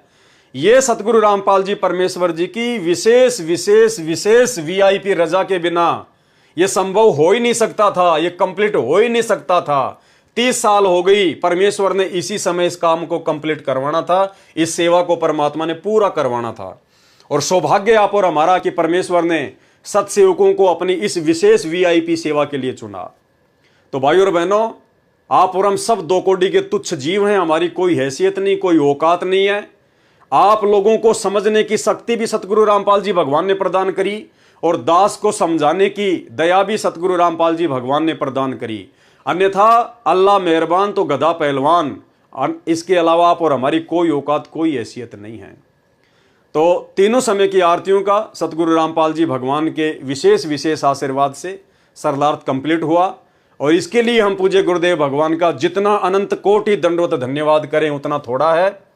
हे परमपिता परमात्मा, हे सारी सृष्टि के रचनहार, हे कुल मालिक सतगुरु रामपाल जी परमेश्वर, अल्लाहु अकबर, आप जी इसी प्रकार से अपने सत्सेवक बच्चों पर परमात्मा इसी प्रकार से अपनी मेहर, अपनी दया दृष्टि, अपनी कृपा दृष्टि, अपनी रजा बनाए रखना परमात्मा।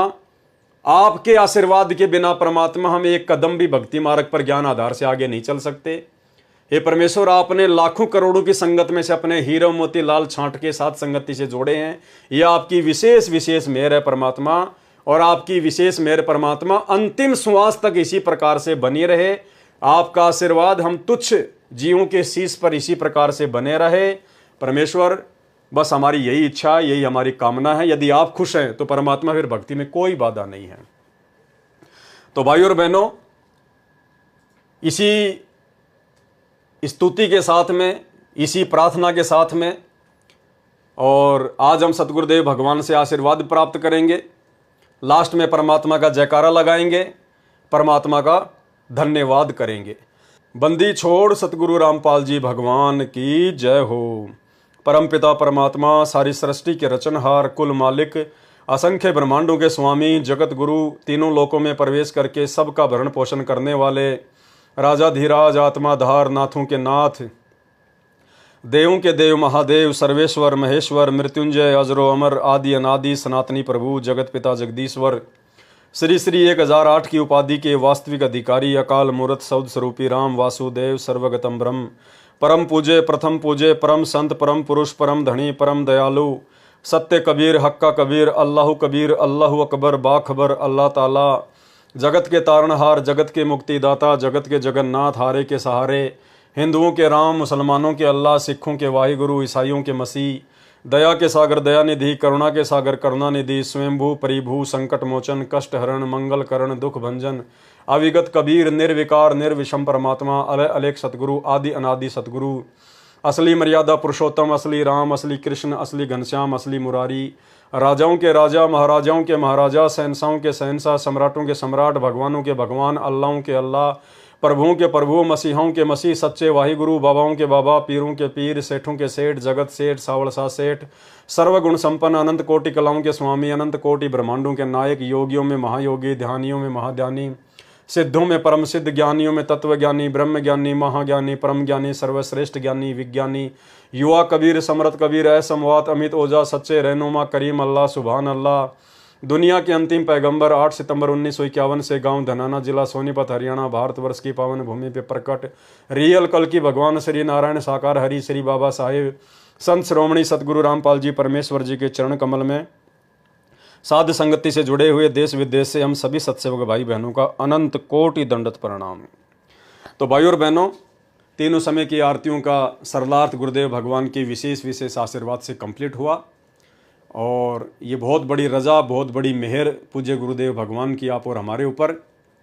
और इसके बाद में भाई और बहनों एक विशेष पुस्तक है, परमात्मा ने उसका जिक्र किया है, मालिक ने संकेत किया है। अब आगे हम उस पुस्तक के ऊपर लाइव आएंगे, इसी प्रकार से वीडियो बनाएंगे, क्योंकि देखो पुस्तकें भगवान ने आप और हमारे लिए लिखी हैं तो पढ़ना भी जरूरी है। सब भगत नहीं पढ़ पाते हैं, इसलिए परमात्मा दया कर रहे हैं साथ संगति के माध्यम से कि हम उन पुस्तकों को पढ़ेंगे और साथ में जहां जहां समझने लायक बात होगी परमात्मा अपना आशीर्वाद देकर उस बात पर विश्लेषण भी करवाएंगे। तो अगली जो पुस्तक है उसका नाम है भक्ति और भगवान। ये बहुत ही विशेष पुस्तक है, 150 पेज की पुस्तक है, 10-12 इसके ऊपर वीडियो बनेंगे। और परमेश्वर ने इस पुस्तक में भाई और बहनों बहुत सारे गूढ़ रहस्य छुपा रखे हैं। इस भक्ति और भगवान पुस्तक में गुरुदेव ने स्पष्ट कर रखा है कि उनके छोटे भाई महेंद्र का इस जन्म में मोक्ष नहीं होगा। स्पष्ट कर रखा है वहां पर परमात्मा ने। यानी ये लाखों की करोड़ों की मूर्ख संगत जिन गुरुदेव भगवान के कलयुगी बेटा बेटी भाई बंधु रिश्तेदारों के पीछे अंधी होकर चल रही है, वो खुद तो डूबेंगे सो डूबेंगे, संगत को भी लेके डूबेंगे। तो एक जगह परमेश्वर ने संकेत कर रखा है कि उनके छोटे भाई का, यानी 12वें पंथ में जिन जिन लोगों ने नाम दीक्षा ली थी आदरणीय रामदेवानंद जी से, दादा गुरु जी से, उनमें से किसी का भी मोक्ष नहीं होगा इस शरीर से। उनको दोबारा से मनुष्य जन्म लेना पड़ेगा, स्पष्ट लिखा हुआ है। और भी बहुत सारे गूढ़ रहस्य उस पुस्तक में हैं, हमारे विश्वास को दृढ़ करेंगे। तो दास आपको समय बता देगा, डेट बता देगा और उसके बाद हम उस पुस्तक के ऊपर लाइव वीडियो बनाएंगे। तब तक के लिए गुरुदेव भगवान से आशीर्वाद, इजाजत, बंदी छोड़। सतगुरु रामपाल जी भगवान की जय हो।